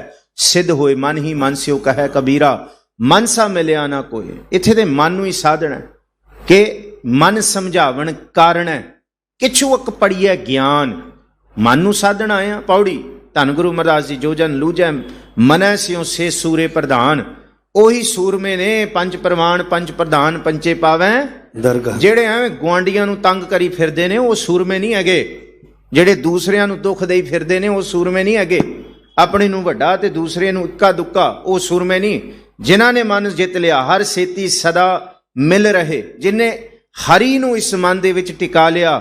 ਤੇ ਸਾਹਿਬ ਜੀ ਕਹਿੰਦੇ ਜਿਨ੍ਹਾਂ ਆਪ ਪਛਾਨਾ, ਕਹਿੰਦੇ ਉਹੀ ਪ੍ਰਧਾਨਾਂ ਨੇ, ਉਹੀ ਜਿਨੇ ਆਪ ਪਛਾਣ ਲਿਆ। जो जन लूजै मनै स्यों से सूरे प्रधाना। हर सेती सदा मिल रहे जिन्हें आप पछाना। जिन्हें अपनी पछाण की ਸਤਿਗੁਰੂ ਜੀ ਕਹਿੰਦੇ ਉਹੀ ਪਾਰ ਬ੍ਰਹਮ ਦੀ ਪਛਾਣ ਕਰ ਸਕਦੇ ਨੇ ਜੇ। ਗਿਆਨੀਆਂ ਕਾ ਇਹ ਮਹਤ ਹੈ, ਮਨ ਮਾਹੇ ਸਮਾਨਾ, ਹਰ ਜੀਉ ਕਾ ਮਹਿਲ ਪਾਇਆ, ਸਚ ਲਾਏ ਧਿਆਨਾ, ਜਿਨ ਗੁਰ ਪ੍ਰਸਾਦੀ ਮਨ ਜੀਤਿਆ, ਜਗ ਤਿਨਹਿ ਜਿਤਾਨਾ। ਹੁਣ ਗਿਆਨਵਾਨ ਬੰਦਿਆਂ ਦਾ ਇਹ ਫਰਕ ਹੈ, ਝੂਠੇ ਤੇ ਸੱਚੇ ਵਿੱਚ ਫਰਕ ਹੈ। ਝੂਠਾ ਖੜਾ ਹੋ ਕੇ ਇੱਕ ਵਾਰੀ, ਦੋ ਵਾਰੀ, ਤਿੰਨ ਵਾਰੀ ਸੱਚੇ ਨੂੰ ਇਸ ਸੰਸਾਰ ਦੇ ਵਿੱਚ ਝੂਠਾ ਐਲਾਨ ਕਰ ਦੇਗਾ, ਤੇ ਸੱਚਾ ਬੰਦਾ ਚੁੱਪ ਕਰਕੇ ਮੰਨ ਜਾਏਗਾ, ਚੱਲ ਠੀਕ ਹੈ, ਤੇਰੇ ਨਾਲ ਕੀ ਲੁੱਝਣਾ, ਉਹ ਕੋਈ ਫਾਇਦਾ ਨਹੀਂ ਲੁੱਝਣ ਦਾ। ਪਰ ਯਾਦ ਰੱਖਿਓ, ਅੰਤ ਦੇ ਵਿੱਚ ਝੂਠਾ ਹਾਰੇਗਾ ਤੇ ਚੁੱਪ ਸੱਚ ਦੀ ਜਿੱਤੀ ਹੋਏਗੀ। ਕਿਉਂਕਿ ਗਿਆਨੀਆਂ ਦੇ ਵਿੱਚ ਇਹ ਸਬਰ ਹੈ, ਇਹ ਮੰਤਵ ਹੈ ਉਹਨਾਂ ਦਾ ਕਿ ਭਾਈ ਕਲੇਸ਼ ਨਹੀਂ ਖੜਾ ਕਰਨਾ, ਮਨ ਨੂੰ ਦੁਖੀ ਨਹੀਂ ਹੋਣ ਦੇਣਾ। ਗਿਆਨੀਆਂ ਦਾ ਇਹ ਮਹਤ ਹੈ, ਮੰਤਵ ਹੈ। ਮਨ ਮਾਹੇ ਸਮਾਨਾ, ਕਿ ਭੈੜੇ ਅਵੈੜੇ ਮਨ ਨੂੰ, ਕ੍ਰੋਧ ਨੂੰ ਕਾਬੂ ਕਰੀਏ, ਸਬਰ ਲੈ ਕੇ ਆਈਏ, ਕੌੜੇ ਬੋਲ ਨੂੰ ਕਾਬੂ ਕਰੀਏ, ਅੰਦਰ ਸੰਤੋਖ ਤੇ ਖਵਣ ਗੁਣ ਲੈ ਕੇ ਆਈਏ, ਬਰਦਾਸ਼ਤ ਵਾਲਾ ਗੁਣ ਲੈ ਕੇ ਆਈਏ। ਹਰ ਜੀਉ ਕਾ ਮਹਿਲ ਪਾਇਆ, ਸੱਚ ਲਾਏ ਧਿਆਨਾ, ਉਹਨੇ ਸੱਚਾ ਮਹਿਲ ਟਿਕਾਣਾ ਪਾ ਲਿਆ, ਮਨ ਟਿਕ ਗਿਆ ਧਿਆਨ ਦੇ ਵਿੱਚ। ਜਿਨ ਗੁਰ ਪ੍ਰਸਾਦੀ ਮਨ ਜੀਤਿਆ, ਜਗ ਤਿਨਹਿ ਜਿਤਾਨਾ। ਯਾਦ ਰੱਖ ਲਿਓ, ਜਿੰਨੇ ਮਨ ਜਿੱਤ ਲਿਆ, ਕਹਿੰਦੇ ਪੂਰੇ ਜਗ ਨੂੰ ਜਿਤਵਾਏਗਾ ਫਿਰ ਰੱਬ। ਸਾਰੀ ਸ੍ਰਿਸ਼ਟੀ ਉਹਦੇ ਅੱਗੇ ਸਿਰ ਝੁਕਾਏਗੀ, ਜਿਨੇ ਮਨ ਨੂੰ ਕਾਬੂ ਕੀਤਾ ਹੈ ਜੀ। ਸ਼ਲੋਕ ਮਹਿਲਾ ਤੀਜਾ, ਜੋਗੀ ਹੋਵਾ ਜਗ ਭਵਾ, ਘਰ ਘਰ ਭੀਖਿਆ ਲਿਓ, ਦਰਗਾਹ ਲੇਖਾ ਮੰਗੀਐ, ਕਿਸ ਕਿਸ ਉੱਤਰ ਦਿਓ। ਹੁਣ ਇਸ ਪੌੜੀ ਦੇ ਵਿੱਚ ਅਸਲ ਸੂਰਮਿਆਂ ਦਾ ਜ਼ਿਕਰ ਕੀਤਾ ਕਿ ਜਿਨ੍ਹਾਂ ਨੇ ਮਨ ਨੂੰ ਜਿੱਤਿਆ। ਪਰ ਇੱਥੇ ਮਨ ਜਿੱਤਣ ਵਾਲੇ ਦਿਖਾਵੇ ਬੜੇ ਕਰਦੇ ਆ। ਕੋਈ ਭੇਖ ਧਾਰ ਲੈਂਦਾ, ਕੋਈ ਭੁੱਖਾ ਹੋ ਜਾਂਦਾ, ਕੋਈ ਚੁੱਪ ਹੋ ਜਾਂਦਾ, ਮੌਨ ਧਾਰ ਲੈਂਦਾ। ਪਰ ਮਹਾਰਾਜ ਕਹਿੰਦੇ ਮਨ ਦਾ ਜਿਹੜਾ ਮੇਲਾ ਹੈ, ਮਨ ਦੇ ਅੰਦਰ ਜਿਹੜਾ ਸ਼ੋਰ ਹੈ, ਉਹ ਚੁੱਪ ਨਹੀਂ ਹੁੰਦਾ। ਕਹਿੰਦੇ ਜੇ ਮੈਂ ਜੋਗੀ ਹੋ ਜਾ, ਭੇਖ ਧਾਰ ਲਾਂ, ਘਰ ਘਰ ਜਾ ਕੇ ਭਿਖਿਆ ਮੰਗਾ, ਫਿਰ ਮਹਾਰਾਜ ਕਹਿੰਦੇ ਇੱਕ ਦਿਨ ਲੇਖਾ ਜਦ ਮੰਗਿਆ ਜਾਏਗਾ ਦਰਗਾਹ ਦੇ ਵਿੱਚ, ਫਿਰ ਕਿਹੜੇ ਕਿਹੜੇ ਜਵਾਬ ਦਾ ਤੂੰ ਸਵਾਲ ਦੇਂਗਾ, ਜਿਹੜੇ ਜਿਹੜੇ ਤੂੰ ਪਾਪ ਕੀਤੇ, ਇਹ ਭੇਖ ਧਾਰ ਕੇ ਵੀ ਕਿਵੇਂ ਉੱਤਰ ਦੇਂਗਾ ਜੀ। ਭਿਖਿਆ ਨਾਮ ਸੰਤੋਖ ਮੜੀ, ਸਦਾ ਸੱਚ ਹੈ ਨਾਲ, ਭੇਖੀ ਹਾਥ ਨਾ ਲੱਧੀਆਂ, ਸਭ ਬੱਧੀ ਜਮ ਕਾਲ, ਨਾਨਕ ਗੱਲਾਂ ਝੂਠੀਆਂ, ਸੱਚਾ ਨਾਮ ਸਮਾਲ। ਭਿਖਿਆ ਨਾਮ ਸੰਤੋਖ ਮਣੀ, ਇਹਨੂੰ ਸਮਝਿਓ ਜਿਸ ਤਰ੍ਹਾਂ ਹਰ ਇੱਕ ਜੋਗੀ ਆਪਣੀ ਮਣੀ ਬਣਾਉਂਦਾ ਹੈ। ਮਣੀ ਦਾ ਮਤਲਬ ਹੈ ਕਿ ਆਪਣੀ ਇੱਕ ਧੂਣੀ ਬਣਾਉਂਦਾ ਹੈ। ਜਿਹੜਾ ਜੋਗੀ ਹੁੰਦਾ ਨਾ, ਉਹ ਧੂਣੀਆਂ ਨੇ ਜੋਗੀਆਂ ਦੀਆਂ। ਮਹਾਰਾਜ ਕਹਿੰਦੇ ਜੋਗੀ ਸੱਚਾ ਜਿਹੜਾ ਉਹ ਹੈ, ਜਿਹੜੀ ਬਾਹਰ ਦੀ ਸਪੇਸ ਕ੍ਰੀਏਟ ਨਹੀਂ ਕਰੇਗਾ, ਜਿਹੜਾ ਮਨ ਦੇ ਅੰਦਰ ਇੱਕ ਸਪੇਸ ਕ੍ਰੀਏਟ ਕਰੇਗਾ, ਆਪਣੀ ਧੂਣੀ ਅੰਦਰ ਬਣਾਏਗਾ ਸੰਤੋਖ ਰੂਪੀ। ਜੇ ਬਾਹਰੋਂ ਕੁਝ ਵਰਤ ਰਿਹਾ ਤੇ ਉੱਥੇ ਮਨ ਨੂੰ ਲੈ ਜਾਏਗਾ ਜਿੱਥੇ ਉਹਦੀ ਧੂਣੀ ਹੈ, ਜਿੱਥੇ ਉਹਦਾ ਸੰਤੋਖ ਹੈ। ਜੇ ਬਾਹਰੋਂ ਦੁੱਖ ਹੋ ਰਿਹਾ, ਜੇ ਬਾਹਰੋਂ ਕਲੇਸ਼ ਹੈ, ਬਾਹਰੋਂ ਕ੍ਰੋਧ ਹੈ, ਬਹੁਤ ਕੁਝ ਪਸਾਰਾ ਦੁੱਖਾਂ ਦਾ, ਉਹ ਉੱਥੇ ਆਪਣੇ ਮਨ ਨੂੰ ਟਿਕਾਏਗਾ ਜਿੱਥੇ ਉਹਨੇ ਆਪਣੇ ਮਨ ਦੇ ਅੰਦਰ ਸੰਤੋਖ ਮਣੀ ਬਣਾਈ ਹੈ। ਬਾਹਰ ਦੀਆਂ ਮਣੀਆਂ ਬਣਾਉਣ ਵਾਲੇ ਇੱਥੇ ਬਹੁਤ ਨੇ, ਆਏ ਤੇ ਚਲੇ ਗਏ, ਉਹਨਾਂ ਦੀਆਂ ਮਣੀਆਂ ਵੀ ਨਹੀਂ ਰਹੀਆਂ। ਪਰ ਜਿਨ੍ਹਾਂ ਨੇ ਆਪਣੇ ਅੰਦਰ ਮਨ ਨੂੰ ਸੰਤੋਖ ਮਣੀ ਬਣਾ ਲਿਆ, ਜਿਹਦੇ ਵਿੱਚ ਸਾਰੇ ਵਿਕਾਰਾਂ ਨੂੰ ਸਾੜ ਦਿੱਤਾ, ਮਹਾਰਾਜ ਕਹਿੰਦੇ ਉਹ ਸਦਾ ਹੀ ਜਿਉਂਦੇ ਰਹੇ ਨੇ, ਉਹ ਸਦਾ ਹੀ ਇੱਥੇ ਨੇ। ਭਿਖਿਆ ਨਾਮ ਸੰਤੋਖ ਮਣੀ, ਸਦਾ ਸੱਚ ਹੈ ਨਾਲ। ਆਪਣੇ ਮਨ ਨੂੰ ਇੰਨਾ ਤਗੜਾ ਕਰ ਲੈ, ਇੰਨਾ ਵੱਡਾ ਕਰ ਲੈ, ਇਸ ਦਰਿਆ ਵਾਂਗ ਬਣਾ ਲੈ ਕਿ ਦੁਨੀਆ ਦਾ ਜੋ ਵੀ ਬੰਦਾ ਇਹਦੇ ਵਿੱਚ ਆ ਕੇ ਭਾਵੇਂ ਕੋਈ ਕੂੜ ਕਬਾੜ ਵੀ ਸੁੱਟੇ ਤੇ ਦਰਿਆ ਰੁਕਦੇ ਨਹੀਂ ਹੈਗੇ। ਕਿਸੇ ਦੀ ਰੋਕ ਲਾਏ, ਉਹ ਤੇ ਵੱਡੇ ਵੱਡੇ ਪੱਥਰਾਂ ਨੂੰ ਚੀਰ ਕੇ ਚਲੇ ਜਾਂਦੇ ਆ। ਉਹ ਤੇ ਪੱਥਰ ਕਹਾਣੀ ਦੱਸਦੇ ਆ ਕਿ ਇੱਥੋਂ ਦਰਿਆ ਲੰਘੇ ਨੇ, ਉਹ ਉਹਨਾਂ ਨੂੰ ਵੀ ਚੀਰਦੇ ਜਾਂਦੇ ਆ। ਮਹਾਰਾਜ ਕਹਿੰਦੇ ਤੇਰੇ ਅੰਦਰ ਸੰਤੋਖ ਇੰਨਾ ਅਸੀਮ ਹੋਏ ਕਿ ਦੁਨੀਆ ਦੇ ਕਹੇ ਹੋਏ ਬੁਰੇ ਲਫ਼ਜ਼ਾਂ ਨੂੰ ਤੂੰ ਚੀਰਦਾ ਹੋਇਆ ਨਿਕਲੇ। ਇਹ ਤੇਰੇ ਅੰਦਰ ਦੀ ਮਣੀ ਹੋਏ, ਤੂੰ ਬੇਪਰਵਾਹ ਹੋ ਕੇ ਤਿਨਾਂ ਦਰਿਆਵਾਂ ਸਿਓ ਦੋਸਤੀ, ਮਨ ਮੁਖ ਸੱਚਾ ਨਾਉ, ਇਹ ਤੇਰੀ ਭੀਖਿਆ ਹੋਏ। ਅੱਗੇ ਸਾਹਿਬ ਜੀ ਕਹਿੰਦੇ ਸੱਚਾ ਹੀ ਮਨ ਦੇ ਵਿੱਚ ਹੋਏ। ਭੇਖੀ ਹਾਥ ਨਾ ਲੱਦੀਆ, ਸਭ ਬੱਦੀ ਜਮਕਾਲ। ਭੇਖੀ ਇੱਥੇ ਲੱਭਦੇ ਨਹੀਂ ਹੈ, ਉਹਨਾਂ ਦੇ ਹੱਥ ਕੁਛ ਨਹੀਂ ਆਉਂਦਾ, ਜਮਾਂ ਦੇ ਵਸ ਇੱਥੋਂ ਚਲੇ ਜਾਂਦੇ। ਨਾਨਕ ਗੱਲਾਂ ਝੂਠੀਆਂ, ਸੱਚਾ ਨਾਮ ਸਮਾਲ। ਬਾਹਰ ਦੇ ਭੇਖ ਝੂਠੇ ਨੇ, ਹਿਰਦੇ ਦੇ ਅੰਦਰ ਸੰਤੋਖ ਹੈ, ਸੱਚੇ ਨਾਮ ਦੀ ਬਰਕਤ ਹੈ। ਉਹ ਸਦਾ ਹੀ ਸੱਚ ਤੇ ਇੱਥੇ ਸਦਾ ਸ਼ਬਦ ਰੂਪ ਵਿੱਚ ਜੀਵਤ ਰਹਿੰਦੇ ਨੇ ਜੀ। ਮਹਿਲਾ ਤੀਜਾ, ਜਿਤ ਦਰ ਲੇਖਾ ਮੰਗੀਐ ਸੋ ਦਰ ਸੇਵਿਓ ਨਾ ਕੋਇ। ਐਸਾ ਸਤਿਗੁਰ ਲੋੜ ਲਹੋ ਜਿਸ ਜੀਵੜ ਅਵਰ ਨਾ ਕੋਇ। ਤਿਸ ਸ਼ਰਣਾਈ ਛੁਟੀਐ ਲੇਖਾ ਮੰਗੈ ਨਾ ਕੋਇ। ਗੁਰੂ ਘਰ ਦੀਆਂ ਵੀ ਸਾਖੀਆਂ ਨੇ ਜੀ। ਗੁਰੂ ਨਾਨਕ ਸਾਹਿਬ ਮਹਾਰਾਜ ਜੀ ਦੇ ਸਮੇਂ ਗੁਰੂ ਸਾਹਿਬ ਕਿੱਥੇ ਕਿੱਥੇ ਗਏ। ਸਭ ਤੋਂ ਪਹਿਲਾਂ ਜਦ ਜਿਹੜਾ ਗੋਰਖਮਤਾ ਸੀ ਉਹ ਨਾਨਕਮਤਾ ਬਣਿਆ, ਉਹਨਾਂ ਨੇ ਕਰਾਮਾਤਾਂ ਦਿਖਾਈਆਂ, ਹਾਰ ਗਏ, ਝੰਡਾ ਬੁਲੰਦ ਹੋਇਆ ਗੁਰੂ ਨਾਨਕ ਸਾਹਿਬ ਦੇ ਸ਼ਬਦ ਦਾ। ਉਸ ਤੋਂ ਬਾਅਦ ਸਮਾਂ ਭਾਵੇਂ ਗੁਰੂ ਹਰਗੋਬਿੰਦ ਸਾਹਿਬ ਦਾ, ਗੁਰੂ ਗੋਬਿੰਦ ਸਿੰਘ ਸਾਹਿਬ ਕਈ ਆਏ ਸਤਿਗੁਰ ਦੇ ਦਰ ਤੇ, ਭੇਖੀ ਮੋਨੀ ਵੀ ਆਏ। ਇਹ ਸਾਖੀਆਂ ਪ੍ਰਾਚੀਨ 100 ਸਾਖੀਆਂ ਤੋਂ ਕੀਤੀਆਂ ਹੋਈਆਂ ਨੇ। ਥੋੜਾ ਜਿਹਾ ਇਸ਼ਾਰਾ ਕਰਦਾ, ਇੱਕ ਆਇਆ, ਉਹਨੇ ਭਪੂਤੀ ਮੱਲੀ ਸੀ ਤੇ ਸਿੱਖ ਨੇ ਉਂਗਲ ਮਾਰ ਕੇ ਪੁੱਛਿਆ ਢਿੱਡ 'ਚ, ਨਾਮ ਕਿਆ ਹੈ? ਸੀਤਲ ਦਾਸ। ਦੂਜੀ ਵਾਰੀ ਪੁੱਛਿਆ ਸੀਤਲ ਦਾਸ, ਤੀਜੀ ਵਾਰੀ ਪੁੱਛਿਆ ਸੀਤਲ, ਚੌਥੀ ਵਾਰੀ ਫਿਰ ਉਂਗਲ ਮਾਰੀ, ਉਹਨੇ ਚਪੇੜ ਵੱਢ ਕੇ ਮਾਰੀ। ਕਹਿੰਦਾ ਤੁਮਕੋ ਸੁਣਤਾ ਨਹੀਂ ਸੀਤਲ ਦਾਸ? ਉਹ ਸਿੰਘ ਕਹਿੰਦਾ ਗੁਰੂ ਸਾਹਿਬ ਦੀ ਹਜ਼ੂਰੀ 'ਚ, ਪਾਤਸ਼ਾਹ ਜੀ ਮੈਂ ਤੇ ਹੈਰਾਨ ਸੀ, ਰਾਖ ਤੇ ਹੈ, ਅੱਗ ਕਿੱਥੇ ਹੈ? ਆ ਬਸ ਅੱਗ ਅੰਦਰ ਹੀ ਹੈ, ਅੰਦਰ ਹੀ ਲਈ ਫਿਰਦਾ ਅੱਗ। ਇਹ ਇਸੇ ਤਰ੍ਹਾਂ ਇੱਕ ਮੋਨੀ ਆਇਆ ਜੀ, ਮੈਂ ਜੀ 40 ਸਾਲ ਮੂਨ ਰੱਖਣਾ। ਕਹਿੰਦੇ ਜੀ ਕਿੰਨੇ? ਇਹਨੇ 4 ਸਾਲ ਹੋ ਗਏ। ਸਤਿਗੁਰੂ ਜੀ ਨੇ ਭਾਈ ਦਇਆ ਸਿੰਘ ਨੂੰ ਕਿਹਾ ਇਹਨੂੰ ਅੱਜ ਘਰ ਲੈ ਜਾਓ, ਪੂੜੀਆਂ ਖਿਲਾਓ, ਘਿਓ ਖਿਲਾਓ, ਸਭ ਕੁਝ ਖਿਲਾਓ, ਦੇਖੀਏ ਕਿੰਨਾ ਮੋਨੀ ਹੈ। ਅੱਗੇ ਜਾ ਕੇ ਭਾਈ ਦਇਆ ਸਿੰਘ ਨੇ ਸਰਫੇ ਦਾ ਫੁਲਕਾ ਰੱਖਤਾ। ਸਰਫੇ ਦਾ ਸਮਝਦੇ ਹੋ ਨਾ, ਲੂਣ ਪਾ ਕੇ ਉੱਤੇ, ਤੇ ਸਵੇਰ ਦਾ ਮਿੱਠਾ ਪ੍ਰਸ਼ਾਦਾ ਦੇਤਾ ਜੀ, ਛਕੋ। ਅਗਲਾ ਕਚੀਤੀਆਂ ਵੱਡੇ, ਮੈਨੂੰ ਤੇ ਇੱਥੇ ਕਿਹਾ ਕਿ ਦੇਸੀ ਘਿਓ ਖਿਲਾਓ। 2-3 ਦਿਨ ਬਸ ਐਂ ਹੋਇਆ, ਚੌਥੇ ਦਿਨ ਬੁੜਕ ਪਿਆ ਗੁਰੂ ਕੇ ਦਰਬਾਰ 'ਚ, ਐ ਨਿਕਲਿਆ ਅੰਦਰੋਂ ਅੱਗ। ਮਹਾਰਾਜ ਕਹਿੰਦੇ ਬੰਦਾ ਮੋਹਨ ਹੈ ਪਰ ਤੂੰ ਤੇ ਅੱਗ ਹੀ ਕੱਢੀ ਹੈ। ਕਹਿੰਦੇ ਇਹ ਕੋਈ ਗੁਰੂ ਦੇ ਸਿੱਖ ਸੁੱਖ ਨਹੀਂ, ਇਹ ਝੂਠੇ ਨੇ। ਕਹਿੰਦੇ ਤੁਸੀਂ ਦੇਸੀ ਘਿਓ ਦੀਆਂ ਖੀਰਾਂ ਤੇ ਪੂੜੇ, ਆ ਕਹਿੰਦੇ ਜੀ ਇਹ ਤੇ ਬਾਸੇ ਪ੍ਰਸ਼ਾਦੇ ਮਿੱਠੇ ਖਿਲਾਉਂਦੇ। ਆ ਸਤਿਗੁਰੂ ਜੀ ਕਹਿੰਦੇ ਇਹ ਜਿਹੜਾ ਲੇਖਾ ਹੈ ਨਾ, ਇਹ ਕਿੱਥੇ ਬਾਹਰ ਦਰਗਾਹ ਦਾ ਨਹੀਂ, ਇੱਥੇ ਗੁਰੂ ਪ੍ਰਗਟ ਕਰ ਲੈਂਦਾ ਸਾਰਾ ਕੁਝ, ਇੱਥੇ ਲੇਖਾ ਜੋਖਾ ਹੈ। ਸਾਹਿਬ ਜੀ ਮਹੱਲਾ ਤੀਜਾ, ਜਿਤ ਦਰ ਲੇਖਾ ਮੰਗੀਐ ਸੋ ਦਰ ਸੇਵੀ ਹੋ ਨਾ ਕੋਏ। ਜਿੱਥੇ ਸੱਚਾ ਲੇਖਾ ਉਹ ਤੇ ਕੋਈ ਚੇਤੇ ਨਹੀਂ ਕਰਦਾ ਕਿ ਸ਼ਰਾਵਕ ਸੁਧ ਸਮੂਹ ਸਿਧਾਨ ਕੋ देख फिरियो कर जोग जति के सूर सुरादन सुध सुदादिक संत समूह अनेक मति के सारे ही देश को देख रहे हो मत कौ ना देखियत प्राणपति के। श्री भगवान की भाए कृपा हूं ते एक रति बिन एक रति के। जे अंदर सच नहीं है ते बाहर दा भेख प्रवान नहीं है, ओनू कोई नहीं सेवदा। ਜਿਹੜਾ ਸੱਚਾ ਉਹ ਬੰਦਾ ਆਪਣੀ ਪੂਜਾ ਕਰਾਉਣ ਲੱਗ ਜਾਂਦਾ ਹੈ, ਮੈਂ ਹੀ ਮੈਂ ਆ, ਮੈਂ ਹੀ ਮੈਂ ਆ, ਪਰ ਉਹ ਤੇ ਵਿਸਰ ਗਿਆ। ਐਸਾ ਸਤਿਗੁਰ ਲੋੜ ਲਹੋ ਜਿਸ ਜੀਵੜ ਅਵਰ ਨਾ ਕੋਏ, ਜਿਹਦੇ ਵਰਗਾ ਦੂਸਰਾ ਕੋਈ ਨਹੀਂ ਹੈ।